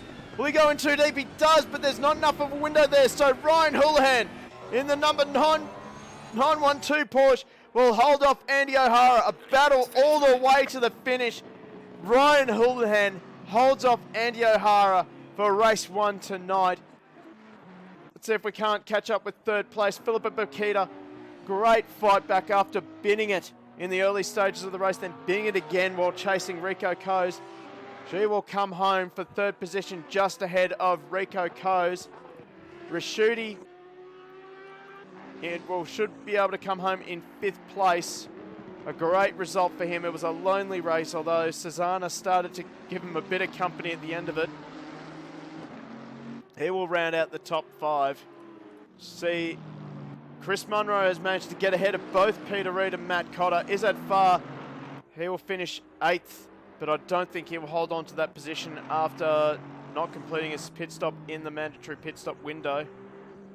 So there it is. In fact, Izzat Farr, he will drop right out of the standings really. 135 seconds of penalties for missing that pit window. In fact, Alex Spinozzi has also managed to sneak into the top 10 thanks to that. He will take out 10th ahead of Matty Hewitt. And Izzat Farr, that's a disastrous result for him. Carlos Dominiak, he'll round the final corner and round out our top 15. So there you have it. So that is race 1 run and done. So if we can't find our winner in pit lane, I don't know where he is. I think he's still out on track. He might be doing donuts somewhere. I think that's him there doing donuts. No, that's Jackson Starrett. Sure, we'll find him somewhere. But great race from Ryan Houlihan. Manages to take out race 1. We will be right back with qualifying. It should just be a shootout. In fact, in the chat there, have a incident that might be investigated between 377 Izzad Far and 911. Okay. So, what a race. We have 10 minutes of free practice. We're going to take a quick break. I need a real good drink after that. That was an incredible race. So, drive of the day. For me, it's hard to go past Ryan Houlihan. That was immense amount of pressure on him. So, I would say drive of the race for Ryan Houlihan, but also I have to hand out a drive of the race for Bakita as well. It's not an easy thing to come back from a bin. Philippa, she's managed to fight back to third. She binned it twice actually during that race while fighting with Coase. So, yeah, well done to fight back to the podium. So, I'm going to have to give a joint drive of the race to Houlihan and Bakita. O'Hara, he did his best, but unfortunately, while it is hard to keep a charging O'Hara behind you, it's very impressive to watch O'Hara charge through the field, but it's even more impressive to watch someone hold him off. And so Ryan Houlihan seriously does get that drive of the race. So we're going to take a quick break while I get a drink of water or something after all that, and we will be back in time for the shootout. So we'll be right back.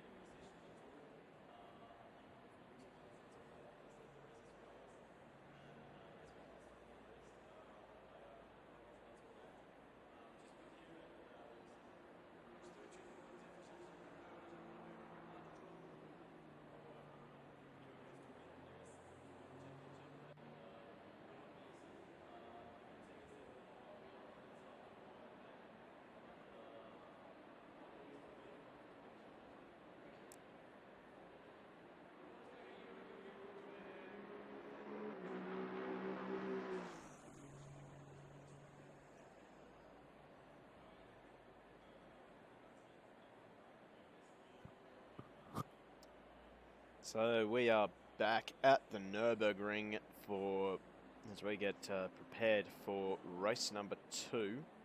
For that, we do have a 6-minute qualifying session. Should be enough for these drivers to get 1 or 2 laps in. I think they're only supposed to get 1 lap in. So it is just a straight shootout. But before that, we do have currently in free practice 2, which is just a quick 10-minute session of these guys just to make a few setup changes, test a few things, and see if they work.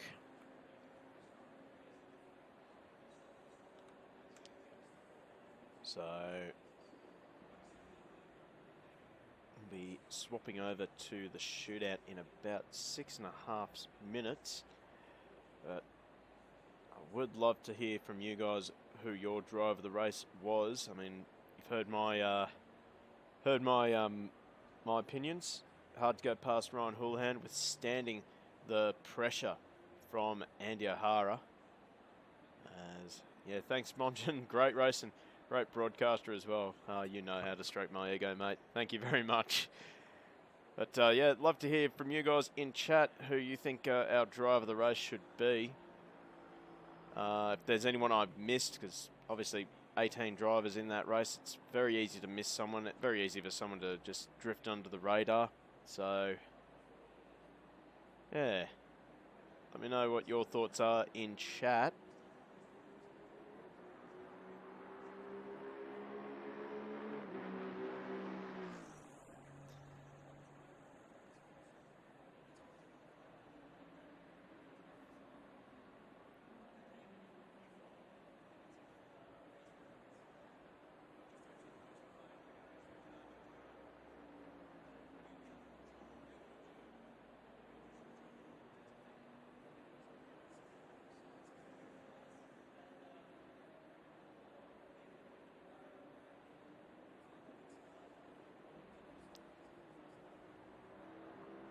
Currently looking at a track that is now optimum, so the track evolution has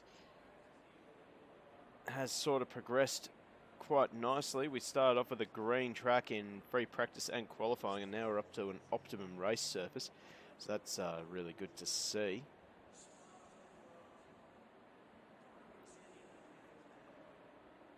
So we can also see our competitors in the in-game chat having a little bit of banter. Of course, Alex Spinozzi and Matt Hewitt, they were having a real good battle.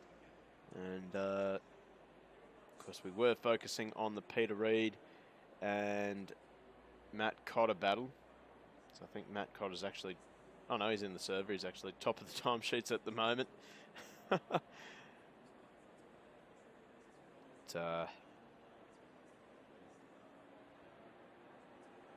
I'm really looking forward to race number 2 after that.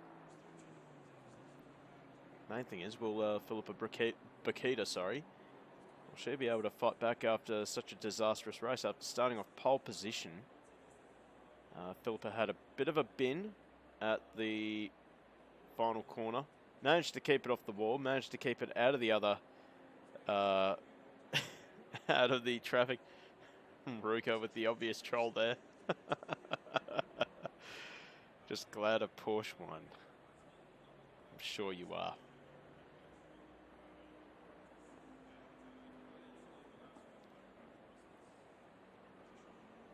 Then, of course, throughout the race, Bakita managed to fight back, but had another bin while battling with Rico Coes, and still managed to fight back to 3rd.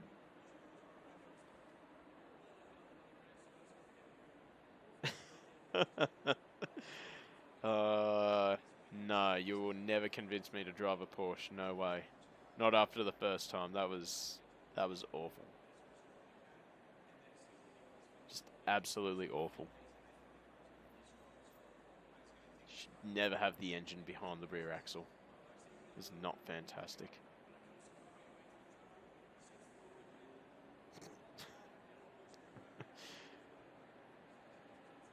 I think, chat, I think we need to put Ruka into a Porsche just to make him feel worse about his driving. Just for that.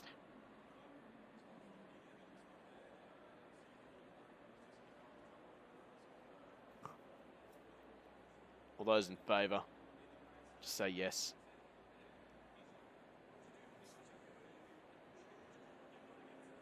Nick.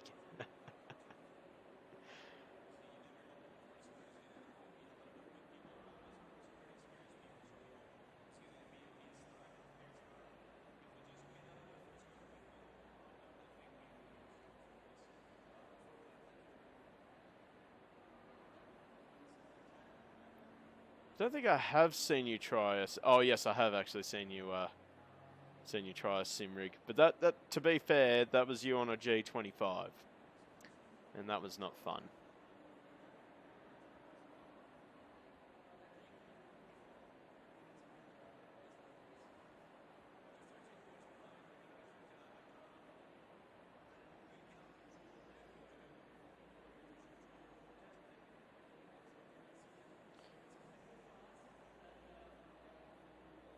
Yes, need to jump on the old Wreckfest or Trackmania soon. It's been a very long time since I've played one of them. Just need to find time, unfortunately.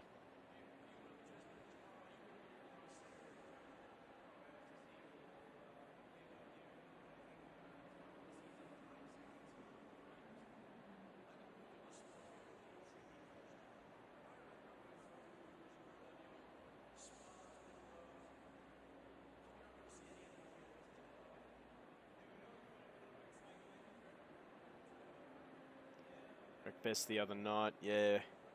Mate, I would have liked to join you, but reasonably sure Mia Ott was racing. Yeah, mate, I would have loved to have joined you. I'm assuming that would have been Friday night, but unfortunately I was up at Taree all weekend. But anyway, let's get refocused on a set of Corsa Competizione and the AK Racing GT3 Championship, because we are 10 seconds away from the second qualifying session. We have 6 minutes of qualifying. I'm pretty sure all these drivers will only be allowed to have 1 lap. Let's get started. Green light. So we're going to focus on driver who was the first driver out of the pit lane. No one's out of the pit lane just yet. Oh, there we go. Jackson Starrett will be first onto the track. He's having a bit of a slow start. Oh, there we go. In fact, he's left the pit lane limiter on. There we go. Now he's got it going. Who is leading the championship? I will quickly give you that update right now. Let's see.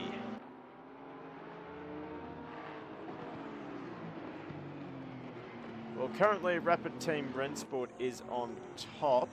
I don't think I see many representatives.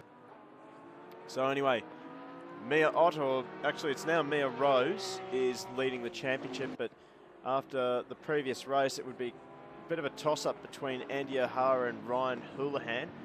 Michael Young, who's currently absent, is in 4th. Justin Courtier in 5th. Chris Munro 6th. French, another one who is absent, in 7th. Rico Coe's 8th. Jackson Starrett, we're currently focusing on, he's in 9th. And Matt Cotter rounds out the top 10. So that is your championship right now. So it's a good opportunity for O'Hara and Houlihan to make up some lost ground on Mia Rose. In fact, Jackson Starrett, he's got, who's that behind him? I want to say that's Chris Munro in the Bentley, the Grouse Motorsport Bentley. And I think he's looking for a bit of clear space, but Jackson's not going to want to give up that clear space, so it might be in Munro's best interest just to back off, although he is not taking no for an answer. And, well, Chris Munro will be the first with a clear track. Starrett backs out of it. He wants clear track as well. So let's ride on board the Bentley of Chris Munro for this first flying lap. So he starts the clock now.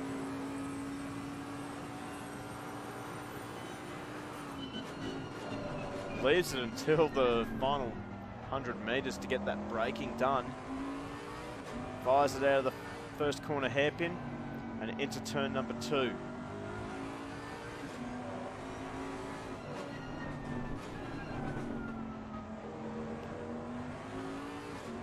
And Troller Rampage. Hey mate, how you going? Hope you're enjoying the stream. So Chris Munro brings it down into the downhill turn 5 and into turn number 6. It's looking like a clean lap so far for Munro. This is all that exit space available to him.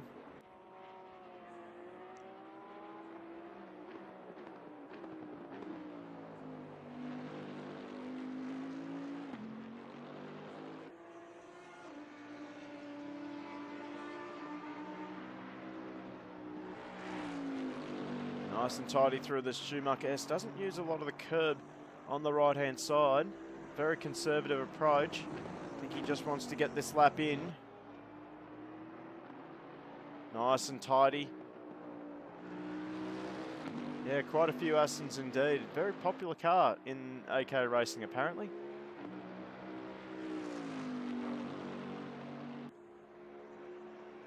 We're focusing on the Bentley of Chris Munro. Fires it through the final chicane. Fairly aggressive. Grabs both the sausage curbs on the apex. Feeds the power on gently over the exit curb. What does he stop the clock at? What is the benchmark time? 1:54.4. That is a really strong time. Jackson Stout just behind in the Porsche. He's got Rico Coase just behind him. What can Jackson do? It's second, 3 seconds off. But Rico Coase goes to the top. Peter Reid now. Next one to cross the line. What can he do? It's going to be enough for third. So here comes Raschuti. What can he do? It's fourth. Alex Spinozzi now. What time can he set? He goes up to fourth. Now Matt Cotter. Right behind him is Honor. Matt Cotter goes up to third. Honor will slide into seventh. Matt Hewitt, what can he do? Fifth. Brian Isadfar, can he improve? Goes to the top, a 53.3. What a lap! Almost a second faster than Rico Coase. Here comes Daniel Hemi-Bateman. He will be good enough for 10th. Andy O'Hara now. What can he do? He'll be looking at that time going, oh, I don't know that I can beat that.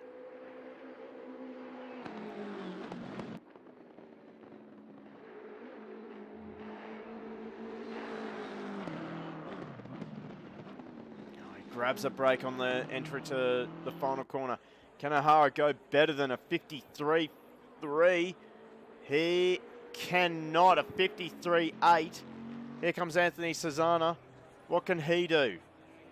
He'll stop the clock. It's good enough for 10th. Ryan Houlihan, can he go better? Can he get onto the front row? The answer is no, so third for Ryan Houlihan. Chris Munro in the pits. I did not see Bakita out on track. So Philippa Bakita will be starting off the very back of this grid. So that is absolutely disastrous for Philippa. So there is your grid. Brian Isadfar. This will probably make up for that disaster of race number 1. He will start off the front row, and he has thrown the gauntlet down to the rest of the field. A 53.3. That is scary. That is scary quick. Starting beside him will be Andy O'Hara on the front row. Then row 2 will be Ryan Houlihan and Rico Coase. Chris Munro will start out of 5th position, while Peter Reid will start out of 6th. Matt Cotter start out of 7th, while Matt Hewitt will start out of 8th position. Alex Spinozzi sneaks into the top 10.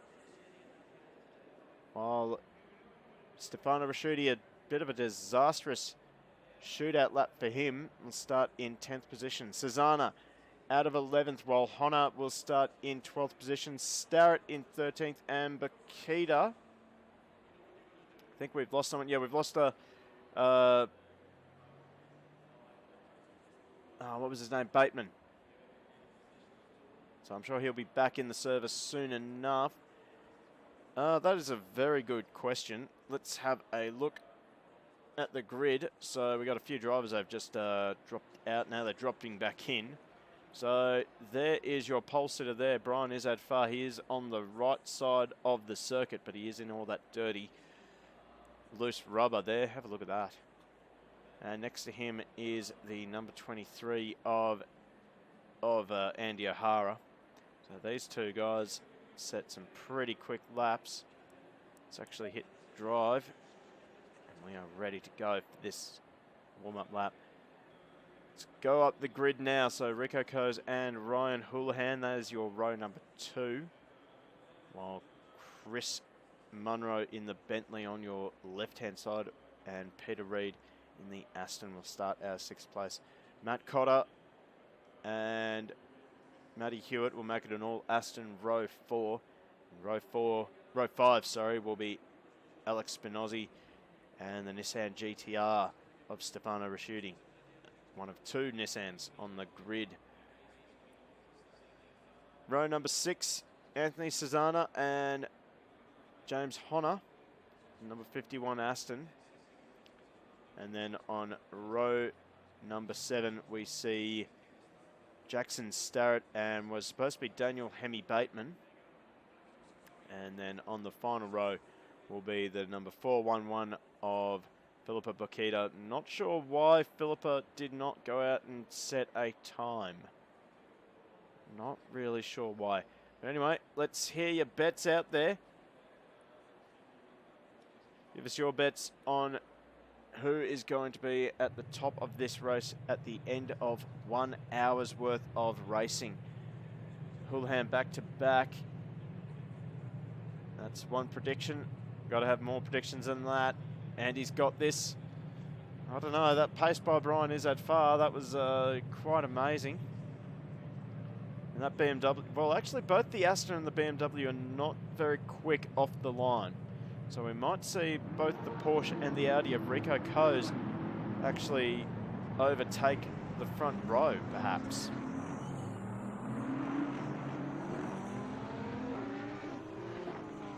Haven't seen Izzat-Farr under Andy pressure before. That is a fairly good call. So that is what Izzat-Farr is going to have to deal with. The sight of that thick boy BMW. Bavarian massive vehicle. Massive wagon, sorry. As Izzat-Farr leads the field around for this warm-up lap. It's a cloudy day. 21 degrees air temperature and 26 degrees track temperature.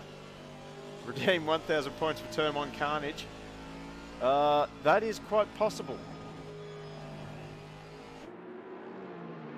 So we do have a lot of drivers that have been buried in the pack. So, of course, Spinozzi and Stefano Rasciuti did really well in race number 1 to finish in the top 5. And then, of course, Philippa Bokita. Not really sure what was going on with Philippa, why she did not go out and do a qualifying lap. Maybe one of the admins is on here. Glover, maybe you can shed some light on that, or Mongen. Perhaps track limits on the flying lap, I don't know. I don't really know, but either way, Philippa Bokita way down. Let's have a look at what she has to look at the start of this race. This angry gaggle of cars right ahead. That is what she's going to have to fight her way through on.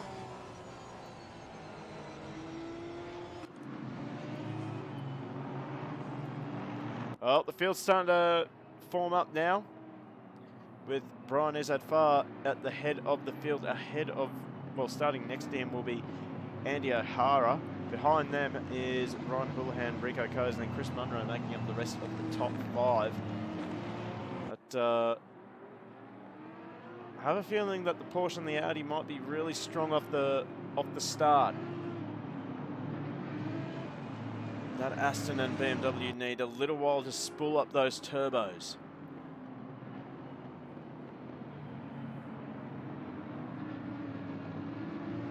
So here we go. We're getting set for a start. Let's go back into free cam mode. And we're going to go all the way down the straight here. So let's, oh God, pilot license hasn't quite come in for my camera. But here we go, we're getting set for a start. Green light. And we are away and racing. And just as I predicted, Ryan Houlihan getting a brilliant start in the Porsche. He's going to actually make it 3 wide. Andy O'Hara's in front. Izzat-Farr is actually dropping back through the field. They're 3 wide going to turn number 1. Are we going to see some carnage? Not quite 3 wide, and they still manage to get through turn 1 unscathed. Turn 2 is a different story. Izzat-Farr trying to make up spots on both Houlihan and Munro. He does so. Houlihan does have to give him space. Looks like the whole field has managed to make it through cleanly. Bokita in that light blue, pink and white Porsche, already making up a lot of ground, giving a bit of hip and shoulder to the high-vis Aston. Forget who that is. Cesana dropping all the way back to the rear of the field. Not sure why, but Brian Izzat-Farr is in second place. Andy O'Hara out in front, right where he wants to be. He's going to be under a lot of pressure from Houlihan and is at far already. Rico Coe's in the background there. He's waiting to pick up any pieces. So it was Matt Cotter that got a bit of a hip and shoulder there from Philippa Bakita. Bakita already up to 11th, so keep an eye on the 411 down the back of the field. So there is Bakita now. On the back of Rashudi's Nissan GTR.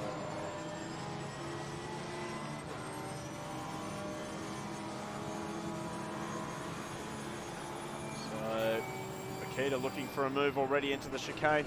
Oh, Rashudi, that's a brave move, and it's not going to work out. So Rashudi will go to the back of the field, and to make matters worse, the car is stalled on him.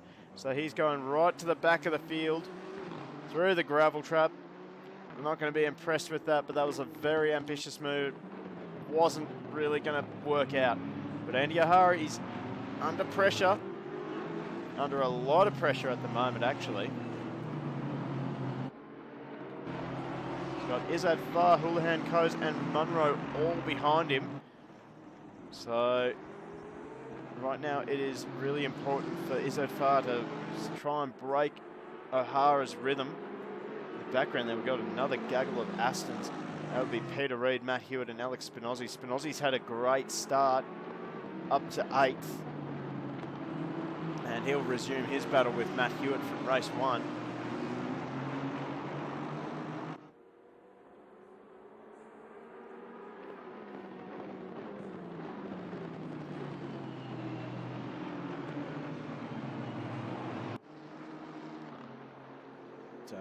Actually, the top 4 have just started to break away.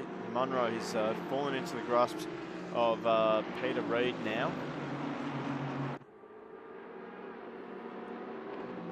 In fact, we have 2 4-car battles going on at the moment. James Honor, he's now got Bakita all over the back of him. So this will be a tough lap for Honor. So that's what Honor's looking back at. Headlights are ablaze on the 411 Porsche. Bakita's already really made headway through this field in the first few laps. In fact, Honor going defensive into the chicane. It's going to leave him vulnerable to a dive into the final corner, but will he get it covered? No. Bakita just slams it up the inside. No option there for Honor. He has to give up the position. So Philippa Bakita up to 9th now, unless Honor can fight back down the straight. The Audi's not that bad in a straight line. In fact, there he goes. He's just drawn level again into the braking zone. The Porsche's good under brakes. And Bakita will hold that position. So Philippa Bakita up to 9th. Got 3 seconds to make up on Alex Spinozzi.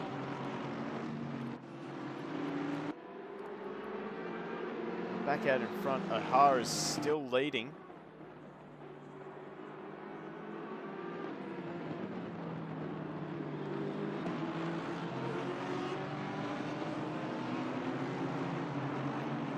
Top 4 still separated by less than a second, which is absolutely fantastic to see. Coes, although starting to drift off the back of these guys a little bit. Right on board now with Coes. Actually, Coes seems to be able to hang on to the back of Houlihan at the moment. Bit of a slide.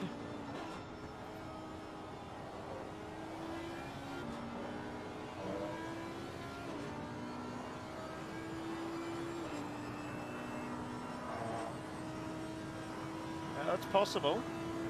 Still early days in this race, so not really worth getting into a battle at the moment, although, as I say that, Izzad Farr is really turning up the blowtorch on O'Hara's BMW.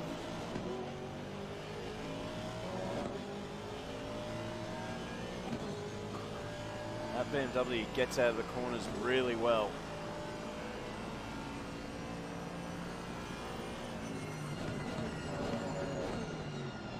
Oh, that just so deep under brakes.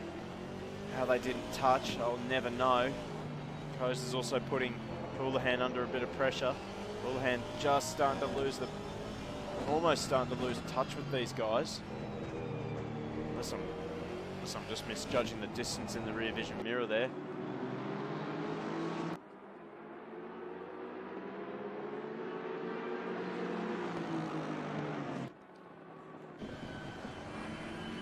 So looking at the back of O'Hara now. Still got Izzat Farr on him. Houlihan's managed to regroup and just close up onto the back of Izzat Farr again. That next four-way battle, that's starting to spread out again. So we got Matt Hewitt and Alex Spinozzi again. These two Astons seem to be joined at the hip.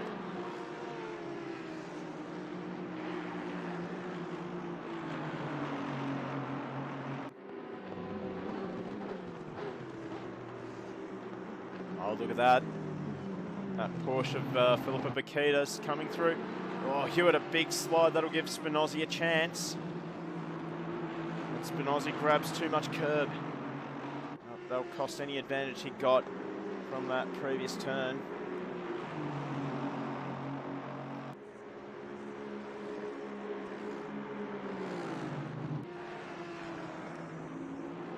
Oh, Hewitt sideways.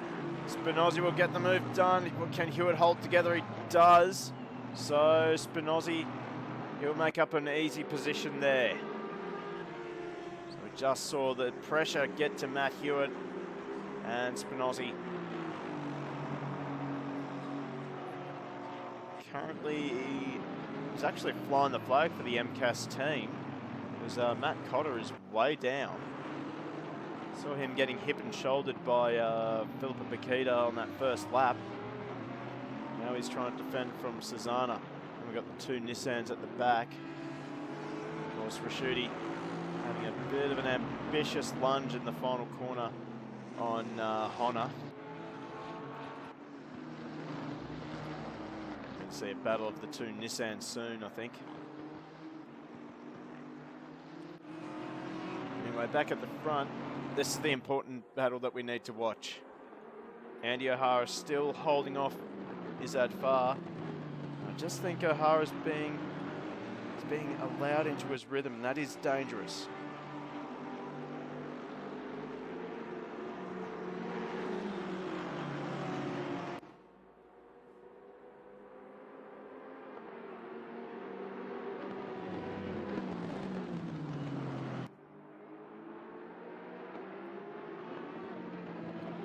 That far.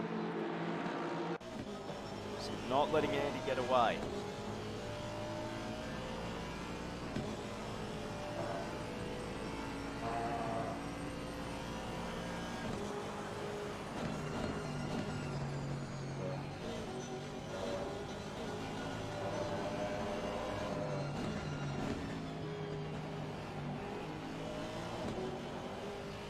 Now to the final corner they go, one more time.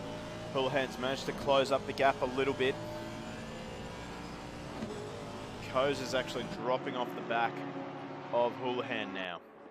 I know that the Audi is a little bit aggressive on the tyres around here. So far running a little deep there. That might give Houlihan a chance.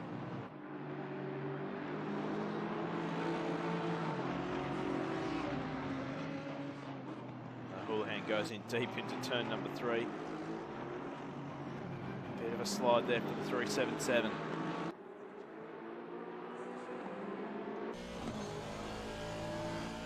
It's looking a little bit vulnerable now to the Porsche.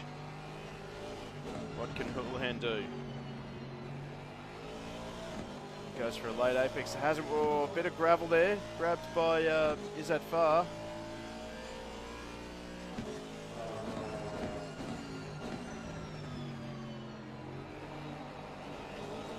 Coase running deep into the carousel.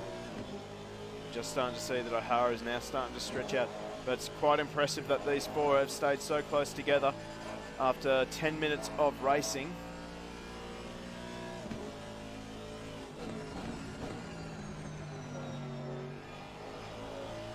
Of course, we have we did learn that there is a good undercut with pits. So who's going to take advantage of that knowledge?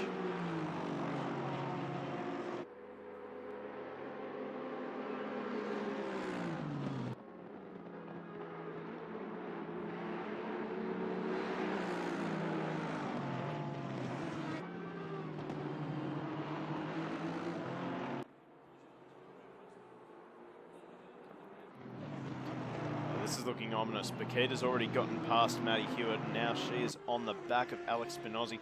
Spinozzi's actually sort of closing the gap down to Chris Munro, ever so slightly. But he's going to be defending from Bakita now. Look at that, headlights ablaze. Bakita on full attack mode. Oh, how close do you want it?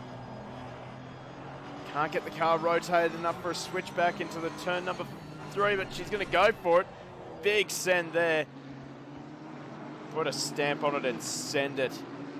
Gets it done. So Philippa moves up to 7th after 13 minutes, starting off the very back.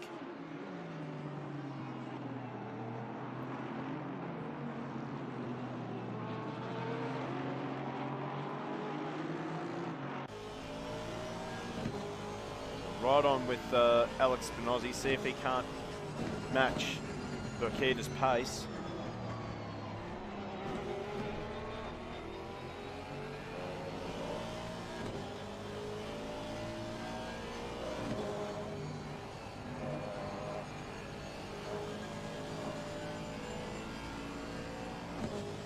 Bakita just able to carry a little bit more pace through the Schumacher S.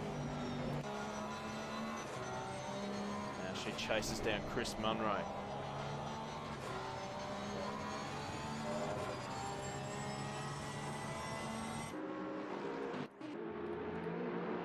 Saw the gap drop between Izadfar and Ahara, so Izadfar is really putting Ahara under pressure, but Ahara is not cracking just yet. In fact, the top 3, they are still close, as Houlihan has gone with Izadfar. As they make their way into turn 1 once more. It's just been an incredible drive so far from O'Hara. Still about 10 minutes away from pit window opening.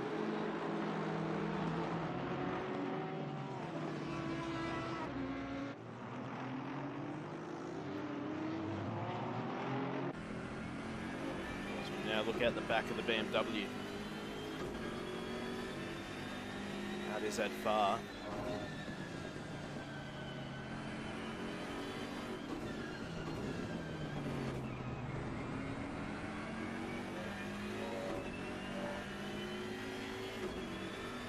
Dizodvar made a little bit of a mistake. That's going to give Houlihan a chance.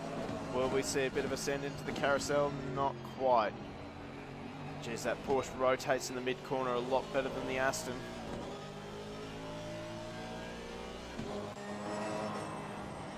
Swap cars to Ryan. Oh, he gets it wide through the Schumacher S, grabs a bit of gravel. He's going to lose all that time now. As we talk about that, Izadfar closes back in on Ahara. This is an amazing battle so far. 3 equally talented drivers.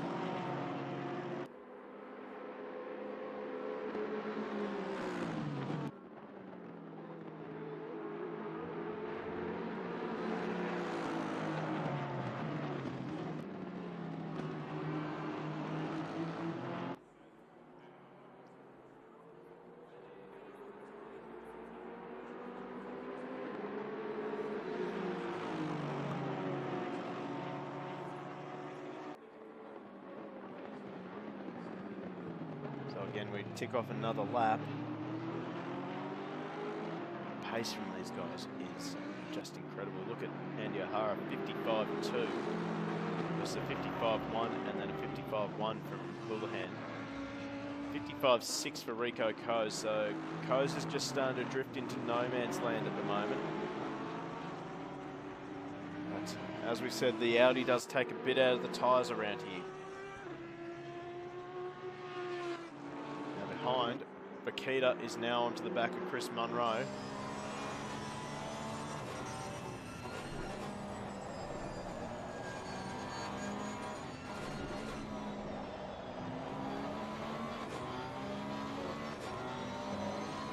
Munro is under all sorts of pressure with Bakita behind. Bakita pulls out. Don't think she was ever going to think about making a move there, but trying to put pressure on Munro. Munro runs very wide through the carousel. Bakita up the inside. They're going to be side by side going up to the Schumacher S. But Munro is just going to have to surrender and slide in behind Bakita. So Bakita ticks off another one, now up to P6. So this has been a great comeback for Philippa.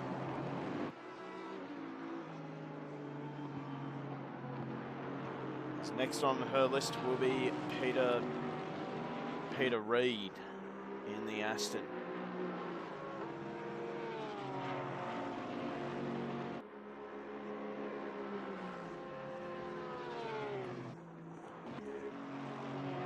Meanwhile, the battle between Jackson Starrett and Matt Cotter, I was sort of keeping an eye on it, but Cotter has just been able to get around Starrett now. And he'll be trying to chase down Matty Hewitt ahead of him. And then his teammate, Alex Spinozzi. It was Cotter and Spinozzi, both teammates in the Spinning Torpedo team that runs in the AK Endurance Cup.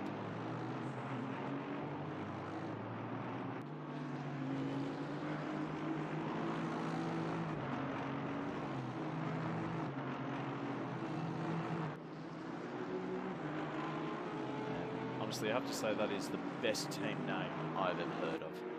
Spinning Torpedoes.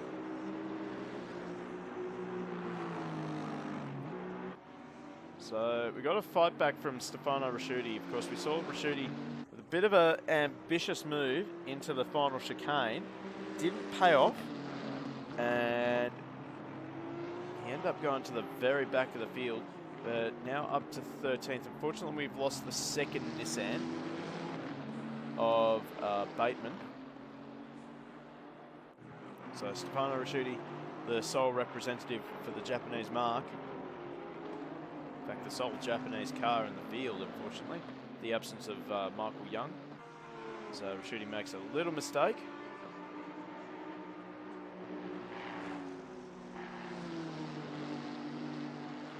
And that'll give Susanna a bit of a break.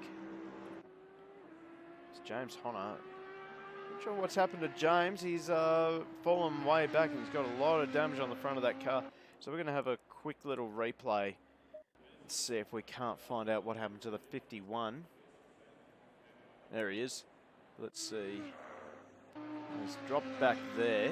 Oh, look at the damage on the front of that car. I think we just found it.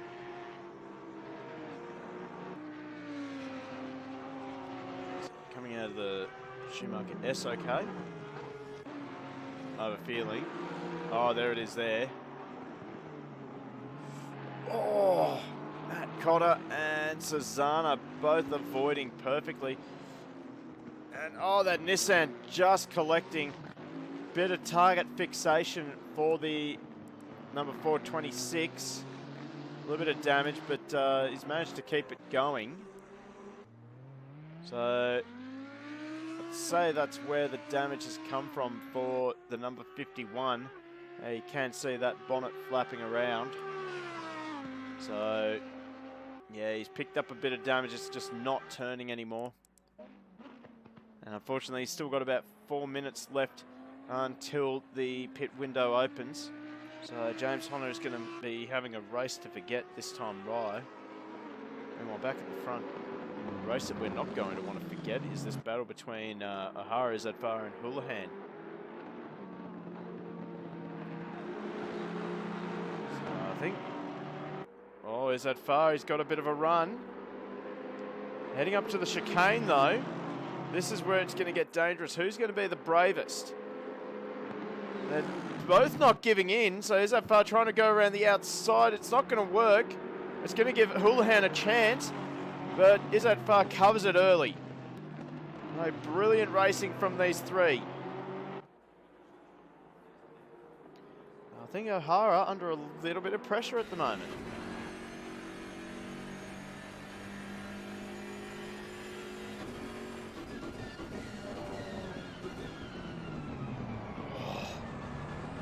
How close do you want that? Izzat Far all over the back of O'Hara in the braking zone. He's got Houlihan similarly over the back of him. Bakita now has just gotten past Peter Reid as well. So Bakita now into the top 5. So that's been a brilliant drive for Philippa.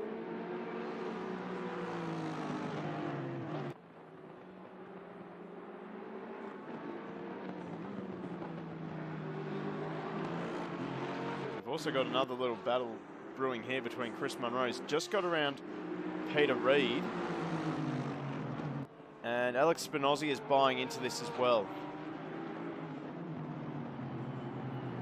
Oh, Peter Reid, he's pulled out of it. He's given Spinozzi room where he probably didn't need to.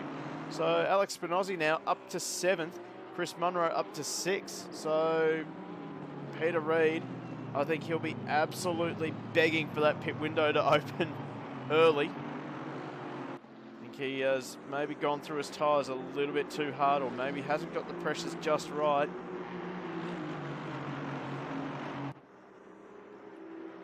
And look who's coming, Matt Cotter, the torpedo.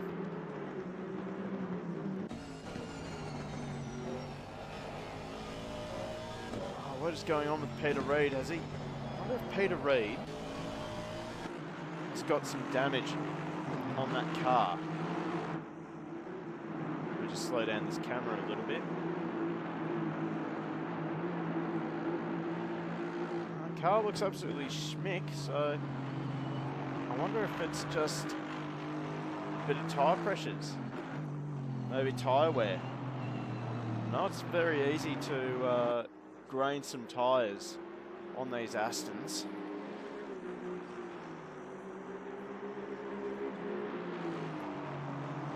Thought that Peter Reid would be experienced enough. As in the background there, Matt Cotter up the inside, he's sending it, has to pull out of it, and has a little bit of a half spin. That'll give Jackson Starrett a chance to close in on him. So this battle between Reid, Hewitt and Cotter, and now Starrett has bought into it.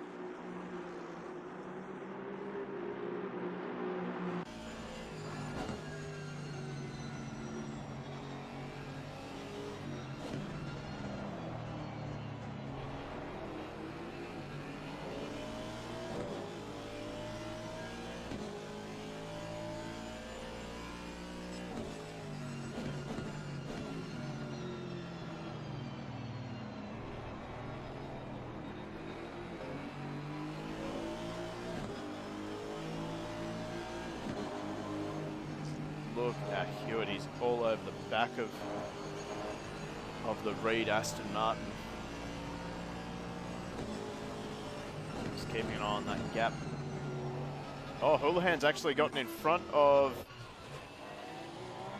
Oh, he just got in front of him briefly, but... Oh, he's come in early. This is going to be brilliant because the pit window is now open. That is perfectly timed for Ryan Houlihan. Although not the best in-lap. Looked like he was having a little bit of a battle with Izzat Far. So Brian Izzat Far has managed to hold off on that. So we're going to have a quick look at that little battle. So let's see if we can't find... Now 912. There he is there. That's not quite it. What's happened here? He's got a run on Izzat Far. He's going to go around the outside. And he grabs the grass. Just manages to pull it up as well. So Geez, that was a close one for Izzat Farr and for Ryan Houlihan. So, but Houlihan's in the pits now. He'll be aiming for that, banking on that undercut. So, will Andy O'Hara, will he respond this lap? He's got to be thinking now. He's got a good gap over Izzat Farr. He's definitely gapping. He might be happy on these tyres just to stay out a little bit longer.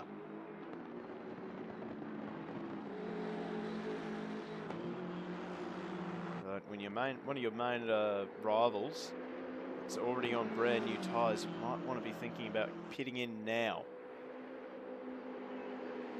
And a drive-through penalty for Susanna. I would say that would be for speeding in pit lane.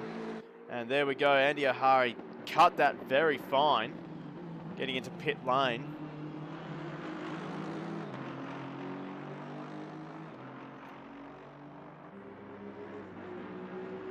I have to wait and see what the stewards say about that.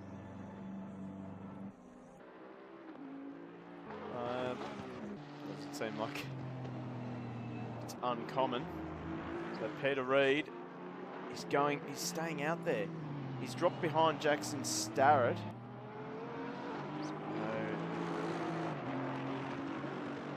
something is not right with the number 66 Aston. And I would say it would be tyre pressures, but he's sticking with it for now. So let's try and find Ryan Houlihan.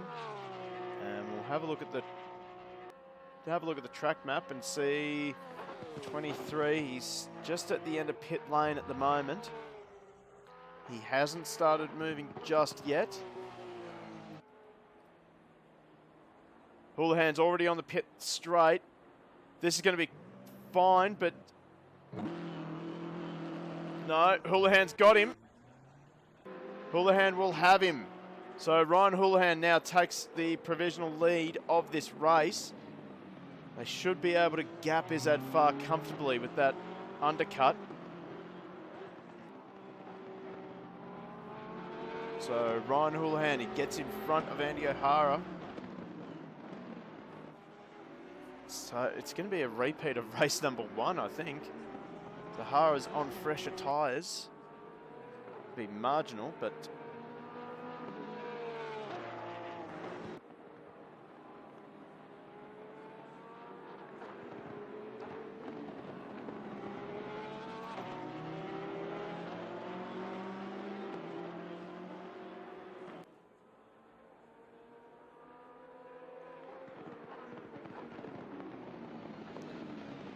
have to think that Izzat Farr, actually can't find Brian. No, he's there. He's still going long.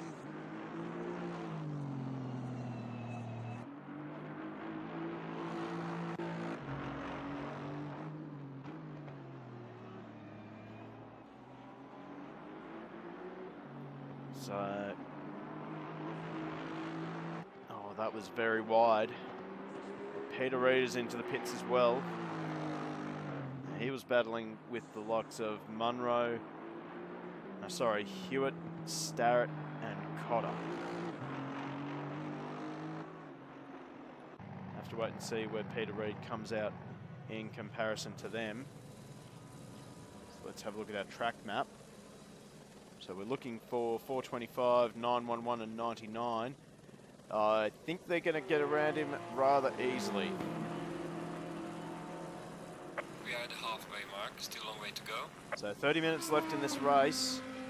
The only driver who hasn't stopped is Brian Izzat Farr. And number 377 just coming through, just about to start the final sector now. So Peter Reid is going to tumble down the leaderboard. Still hasn't moved, so that's the undercut at work. In fact, he's probably going to fall behind Raschuti. In fact, this is a very long stop. I wonder if he has damage on that car. In fact, he is really not moving.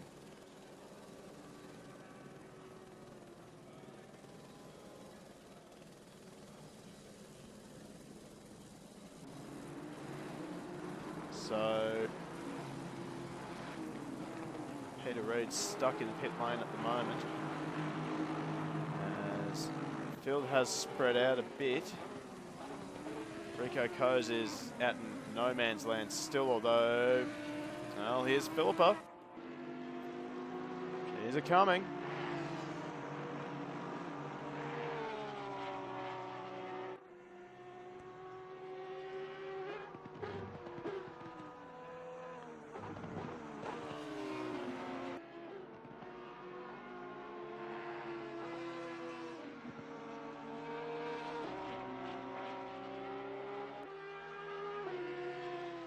So Philippa started off the very back of this pack, already up to 5th place and hunting 4th.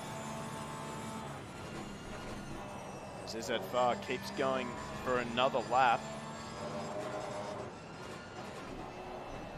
So he's got to be thinking that he's losing time to the drivers behind in Houlihan and O'Hara, and even to Coes and Bakita.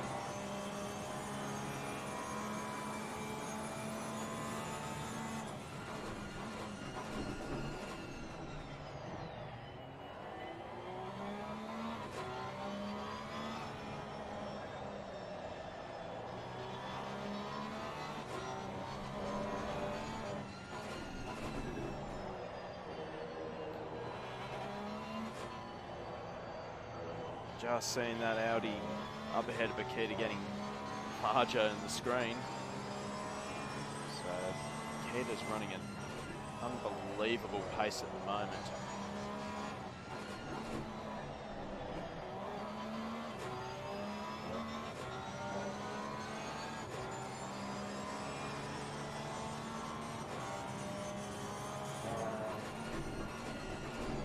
She really just drives it to the apex, into the carousel, and then really just uses the rotation of the Porsche to get it round.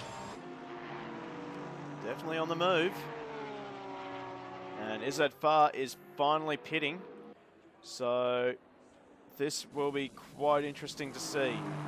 Oh, there's the track map. There it is. So we're looking for 912 and 23. They are coming up to the final chicane now. So this has been a very painful decision for Izzat Farr to go long again. They're both Houlihan and O'Hara are coming out of the final corner. He still has half a pit lane to trundle down.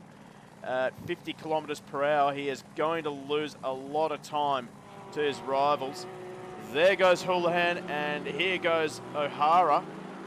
So really the big winner out of all that is Ryan Houlihan, as O'Hara misses the apex by a country mile unusually in the first corner.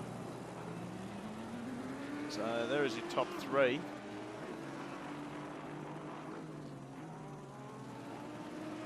Right on screen for a moment there. It's just enough of a gap between O'Hara and Houlihan. 25 minutes to go. We know that O'Hara seems to look after his tyres and manage the pace really well on that BMW, whereas Houlihan, he did seem to fall off at the end of the race. So it'll be interesting to see where this race ends up, especially with Izzat Farr. He can fire out some pretty impressive pace himself. And then of course there's the, well, I say wild card, but Bakita has proven time and time again that she can run at the very top.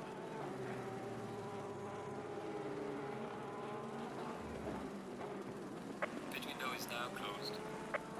So Izzat Farr left it late again as the pit window is announced as closed. It hasn't quite worked out for him. I don't think he's going to make up too much ground with those new tyres, with the amount of time left. And the tyre drop-off is not that large.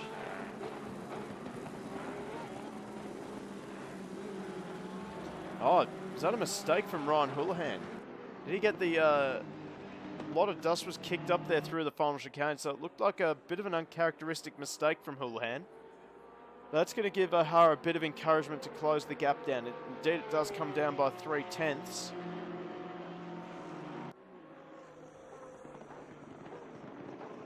It's still a long way to go to catch the back of the 912 for O'Hara.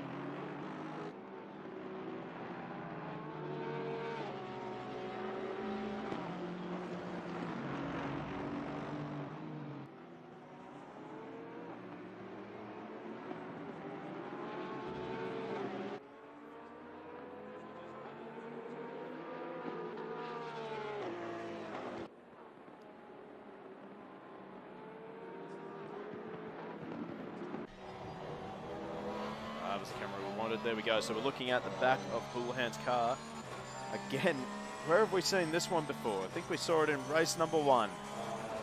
So Andy O'Hara, he's just hunting down Houlihan. The thing is, he's getting it done a lot earlier than what he did in race 1. So it's going to give him a little bit more time to pile that pressure on to Houlihan.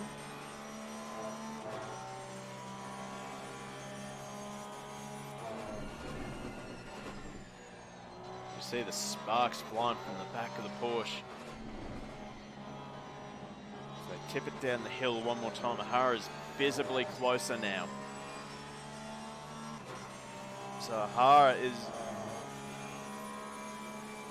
I'm surprised that the headlights haven't come on for O'Hara as he closes right up on the back down the straight.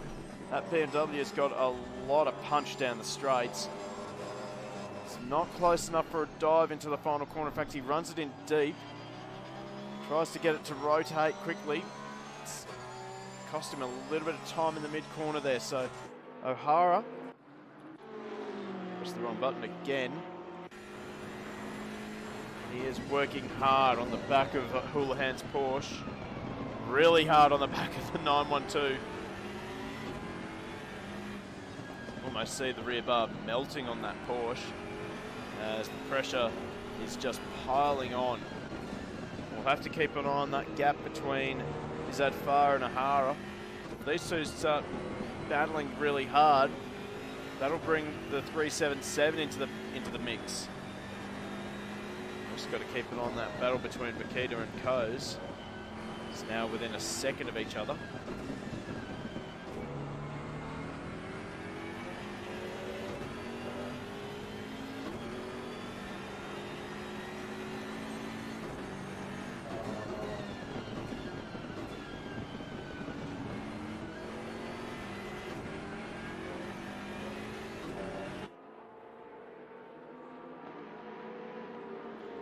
Izzat Farr is actually catching these two, slowly but surely.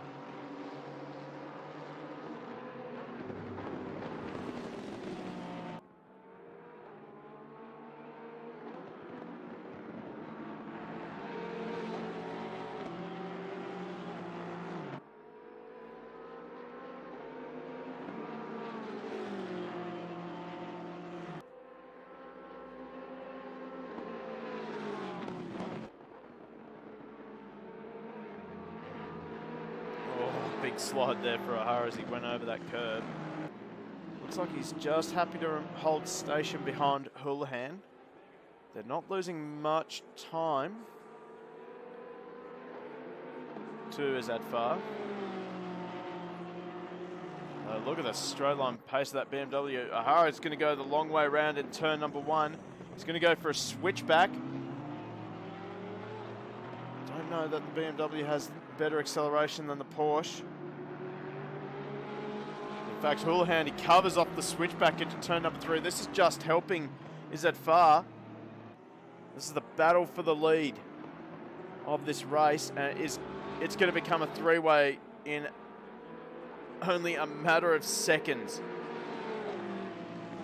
Oh, look at O'Hara. He's probing, little slide there. Back out the back of Houlihan's Porsche. O'Hara's close. Is he going to send it? Thinks about it, but he pulls out of it. Goes in a little deep. It's going to cost him in the mid-corner. And that'll give Houlihan a bit of a breath. And it will also bring Izzat Farr closer. And a drive-through penalty for Matt Cotter. That's a real shame for Cotter. He was driving really well.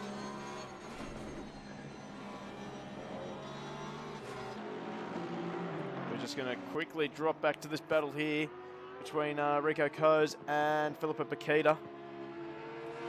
Bakita is right on him. Although, we're going to have to just go back to this because O'Hara is so quick in a straight line up the back straight.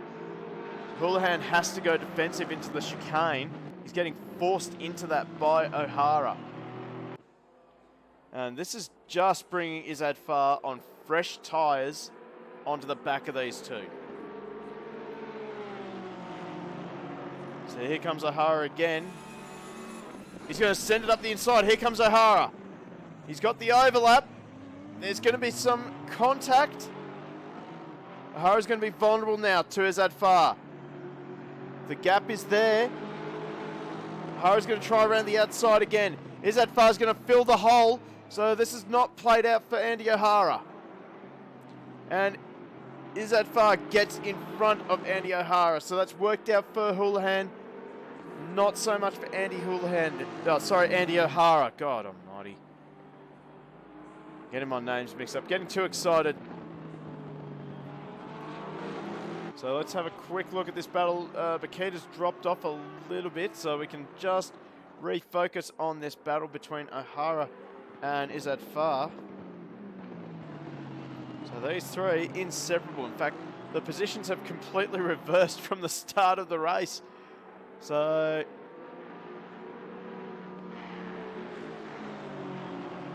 well, you're not entertained by the battle here. I don't know what will entertain you as Izzat Farr goes to the right.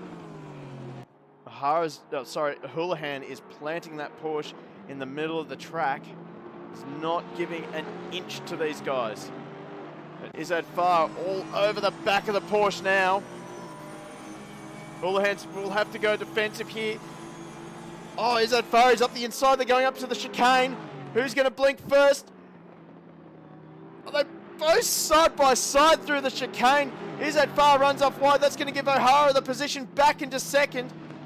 So O'Hara finds himself back into second, and it will be round two between himself and Ryan Houlihan with 16 minutes to go in this race. What incredible racing and brilliant respect between Houlihan and Izzat Farr. And the Porsche, well, it looks narrow, but boy, Houlihan is making it very wide. The world's widest Porsche on display here.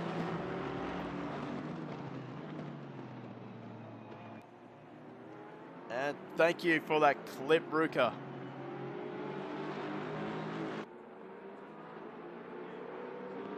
I do feel bad for the drivers behind, especially this battle here. We have Rico Coes versus Philippa Bakita.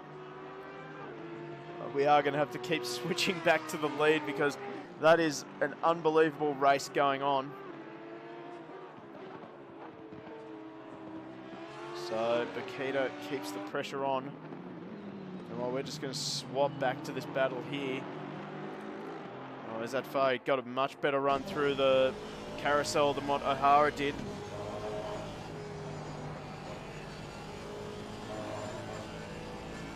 Little adjustment there. Well, a couple of little adjustments there for Izzat Farr.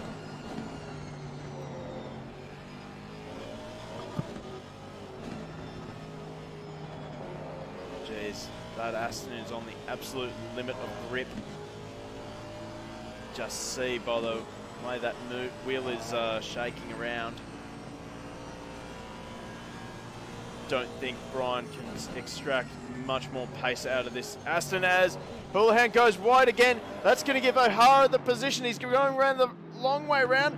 Houlihan done very well not to drive into the rear quarter panel of that BMW, but he's going to be side by side with him as they go down the main straight. But the straight line power of that BMW should see Andy O'Hara retake the lead of this motor race. And here comes Izzat Farr up the inside of Houlihan now. Houlihan's going to have to give the space, but he'll have the right side of the track going into turn number 2. And he will plant it on the apex to prevent the switchback. Izzat Farr, he's got nowhere to go. He'll have to just slide in behind Houlihan. It goes for the dive, but Houlihan is wise to it. So this battle is just getting more and more exciting. So now Houlihan, he has to slide in behind Andy O'Hara. So we press the run button again. So here we go. Now the positions are reversed. Oh, I thought Houlihan was going to go for the dive there. The gap was open.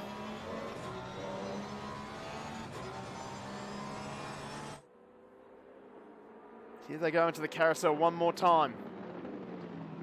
Just under 14 minutes has ticked over.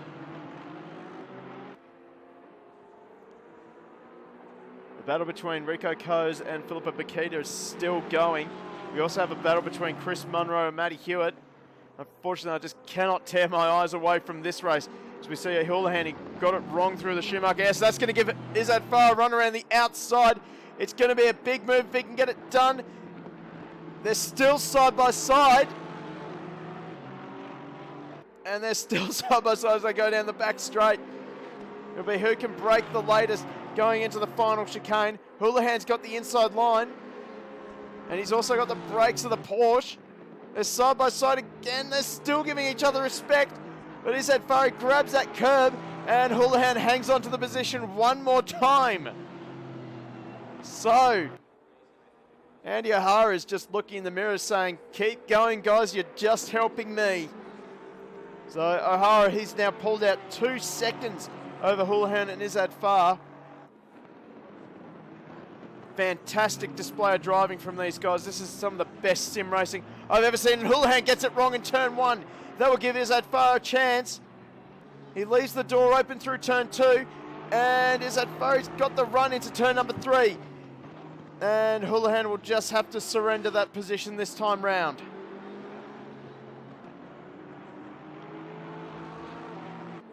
So Izzat Farah now gets second place. He's got 2 seconds to make up, probably more than 2 seconds now on Andy O'Hara. But Houlihan will be regrouping now. And there we go. Izzat Farah makes a mistake. This will give Houlihan a chance. But he pulls out of it. It's very tough to make a move into the carousel. Can be done, but you have to be so far up the inside.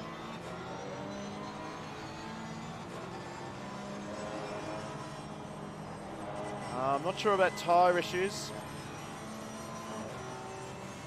Well, I don't know. I mean, the tyre deg on this track isn't that bad, so I have a feeling that that was just human error from Ryan Houlihan.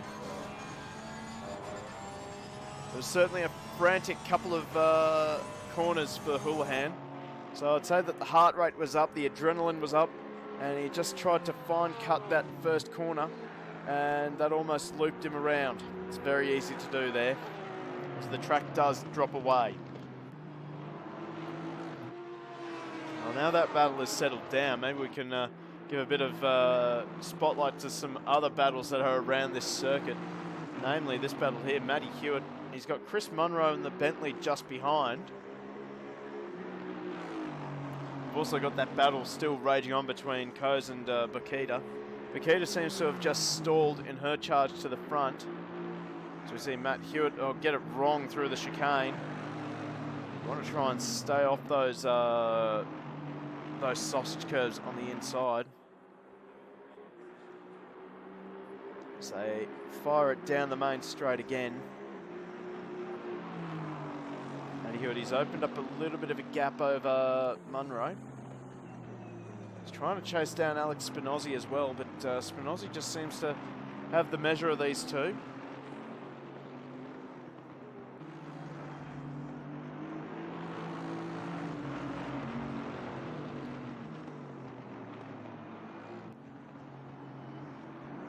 So Houlihan, he's still in it with Izzat Farah. Less than 10 minutes to go in this race though, so it's going to be a big ask from these guys to, well, big ask for Houlihan to close the gap and then pass Izzat Farah, given the pace that Izzat Farah has been showing tonight.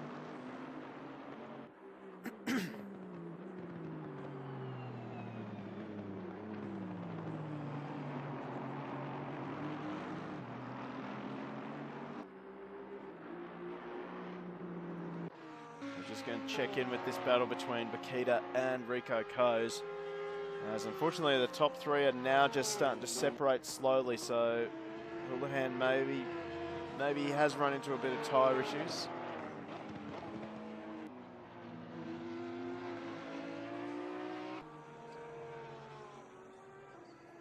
Bakita's still trying to close in on this man here, Rico Coes.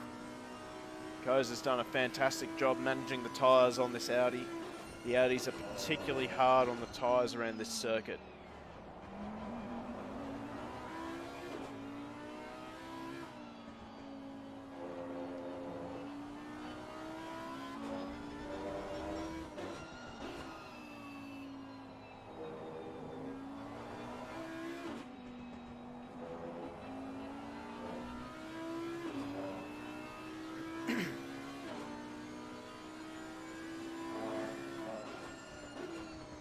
fact, Coase is just starting to gap Wakita now. The gap between these two up to 1.2 seconds, so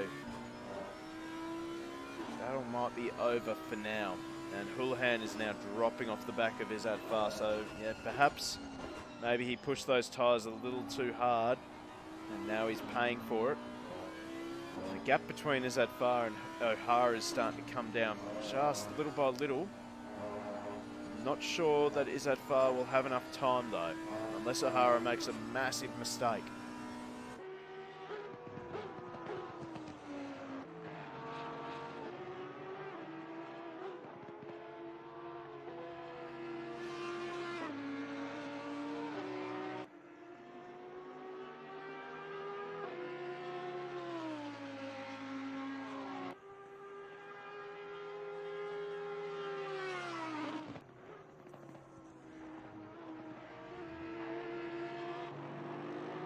I just heard someone make a mistake going into the final corner, but it doesn't seem to have happened.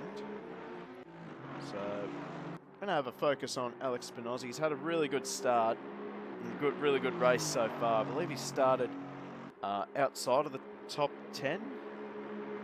Maybe he was a little bit lower in the top 10. He's up in 6th position. So he's going to be pretty happy with this result, I think.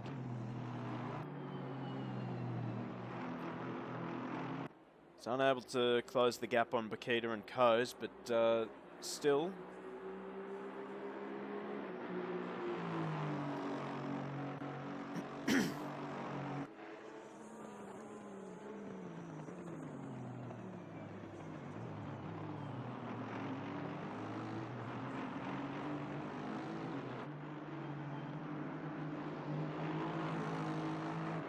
It's been a very respectable drive from Alex Spinozzi. I believe he had another battle with Matt Hewitt.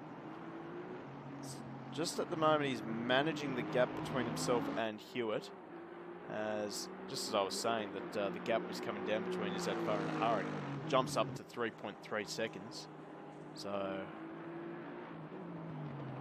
not sure. Maybe O'Hara's got the stream on and he's listening to the commentary. Just decided he was just going to put in a lap that was about a second faster than everyone else.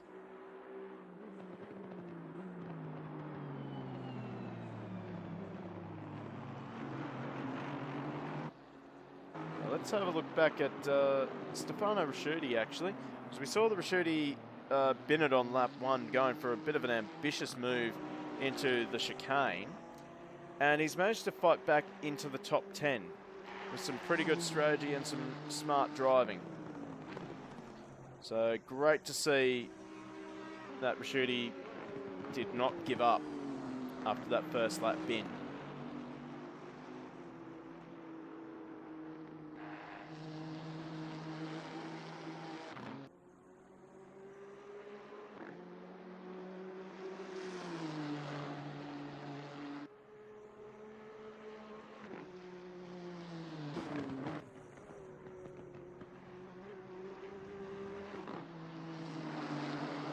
In fact, he's actually starting to close the gap onto the back of Chris Munro.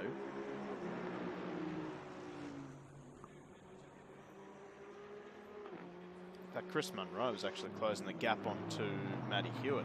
So, I don't know if Matt Hewitt made a mistake on that lap, or whether the Bentley is just starting to come on. He runs a little bit wide there.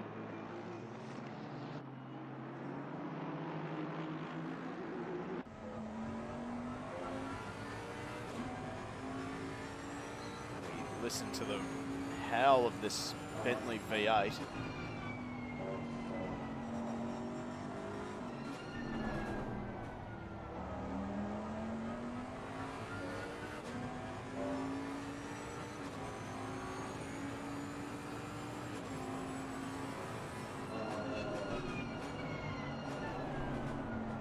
We have just got over 3.5 minutes in this race left, and I think Izzat Far has raised the white flag. He's not going to be able to catch O'Hara in that time. As we continue to focus on this battle between Hewitt and Munro.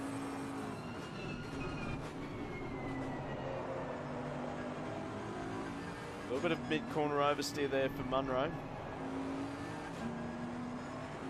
Just see that the rear end of that Aston in front is moving around quite a bit.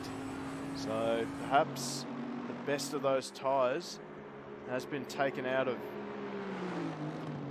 Oh, Munro thought about the move. He's putting a lot of pressure on Hewitt here. And here the traction control kicking in on the Aston. So look out the back of the Aston now.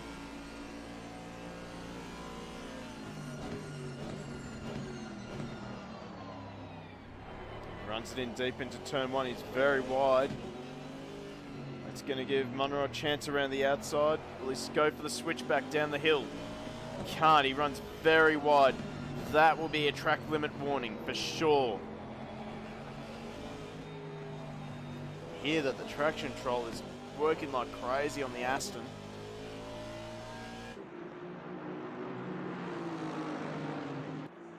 So I'd say that the rear grip has absolutely fallen off a cliff for this Aston.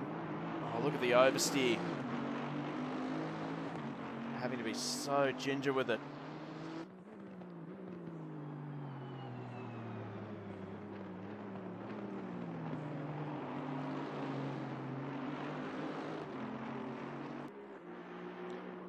Though Munro runs a little bit wide out of the carousel.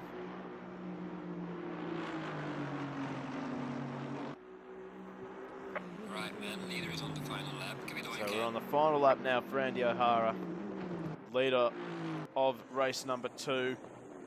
He didn't have it all his own way. He had a great battle with Brian Izzat-Farr and Ryan Houlihan, but at the moment with 3 seconds in his pocket, I would like to think that O'Hara has got this in the bag, but he still has to get through the rest of this magnificent track.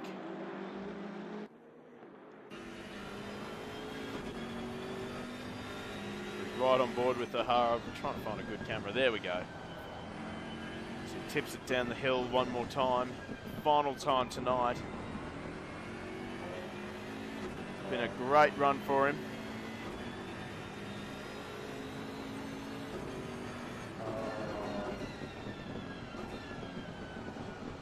Absolutely gentle on that steering wheel.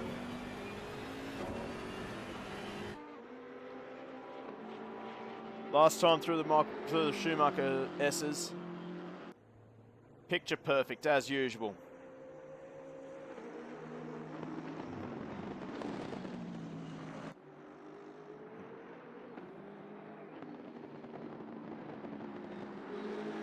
So he had a great start, managed to get ahead and hold off both Brian Houlihan and Brian Izzat-Farr, and even Rico Coes on those first few laps. He fell behind Houlihan and applied that blowtorch. And it was enough to make Ryan Houlihan crack finally. So Andy O'Hara will cross the line in first place for race number 2.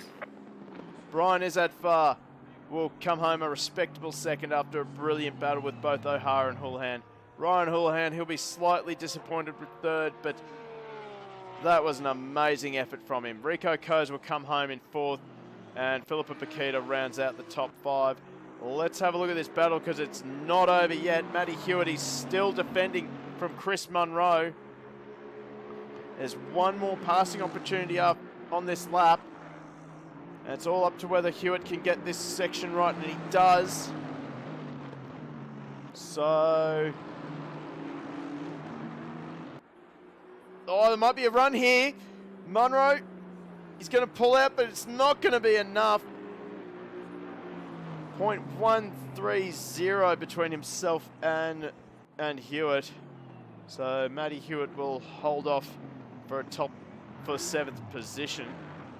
And we're going to get a little donut there. We'll have to see if... oh, there he is. Andy O'Hara doing his ever-consistent burnout, but he's been interrupted by Paquita. Oh, I'm disappointed now. I just want to see some accurate donuts from Andy O'Hara. And in fact, he goes back to the pit lane. And in fact, we're going to get some little bit of drifting from Matty Hewitt. It's not easy to drift these cars. So we're just waiting on a few more cars to cross the line. So James Honnold, disappointing race. Matt Cotter, another disappointing race. And there's Peter Reid, who's similarly had a disappointing race after race 1. But, boy, what a drive from all these guys. So it's going to be hard to pick a driver of the race because, honestly, I'm going to have to give it to O'Hara, Izzatfar and Houlihan. What a brilliant drive by all three of them. Special mention to Philippa here, coming from the very back to finish in the top 5. Brilliant driving. But yeah, Ryan Houlihan, Izzatfar and Andy O'Hara, easily drivers of the race. It's too hard to give it to just one of them. They were racing door handle to door handle, and not one of them ended up getting binned, and that is just exactly what we love to see on this channel. So I don't know if anyone will disagree with that, but geez. Oh, well, Monjan, I can't give it to just one of them. It was just such close racing. Easiest way out ever. Well, who do you want me to give it to? All three of those drivers were nose to tail all race long and just absolutely.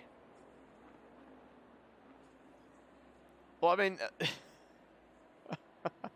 that's not fair. That's not fair.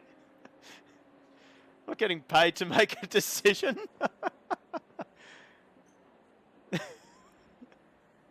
Yeah, that's true, Ruka. Izzatfar Q1 with a blistering time. That I don't think I've seen anyone get that close to a 50 to a 52.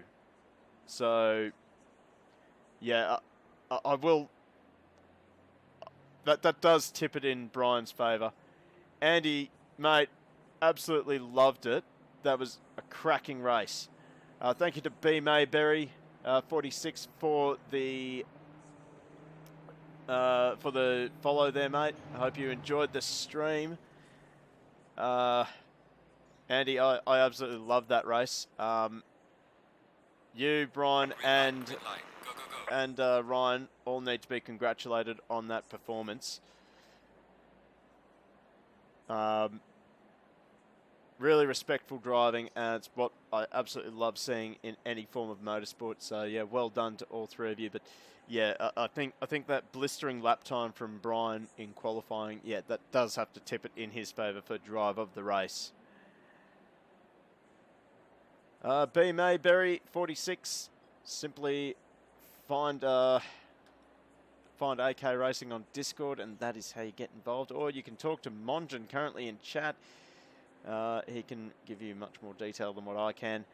But look, thank you everyone for joining us. Oh, no, where did you get that, Ruka? No, get that, no. Get that, get rid of that emoji.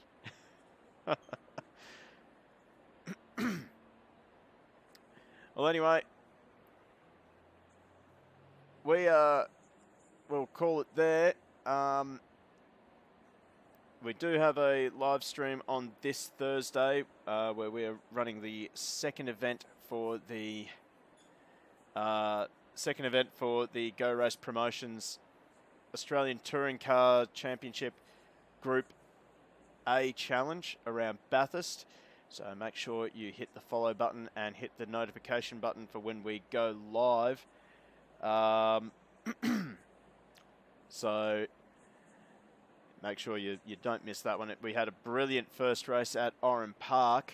Hopefully we get an absolute repeat of that because it was just absolutely entertaining from start to finish. Ryan, mate, that was a brilliant race from all three of you, really. Great to see the respect between you and Brian, not once but twice through the final chicane. I don't know how you guys managed to get through there without contact. Yeah. Absolutely loved watching it. Absolutely loved calling it. So thank you very much, Ryan. Can't wait for the next one, honestly. But anyway, we will call it there. Make sure you, if you haven't done it already, hit the follow button, hit the notification button, because we have plenty of racing coming up. Yeah, we'll call it there. Thank you very much for joining us, and we will see you next time. Adios.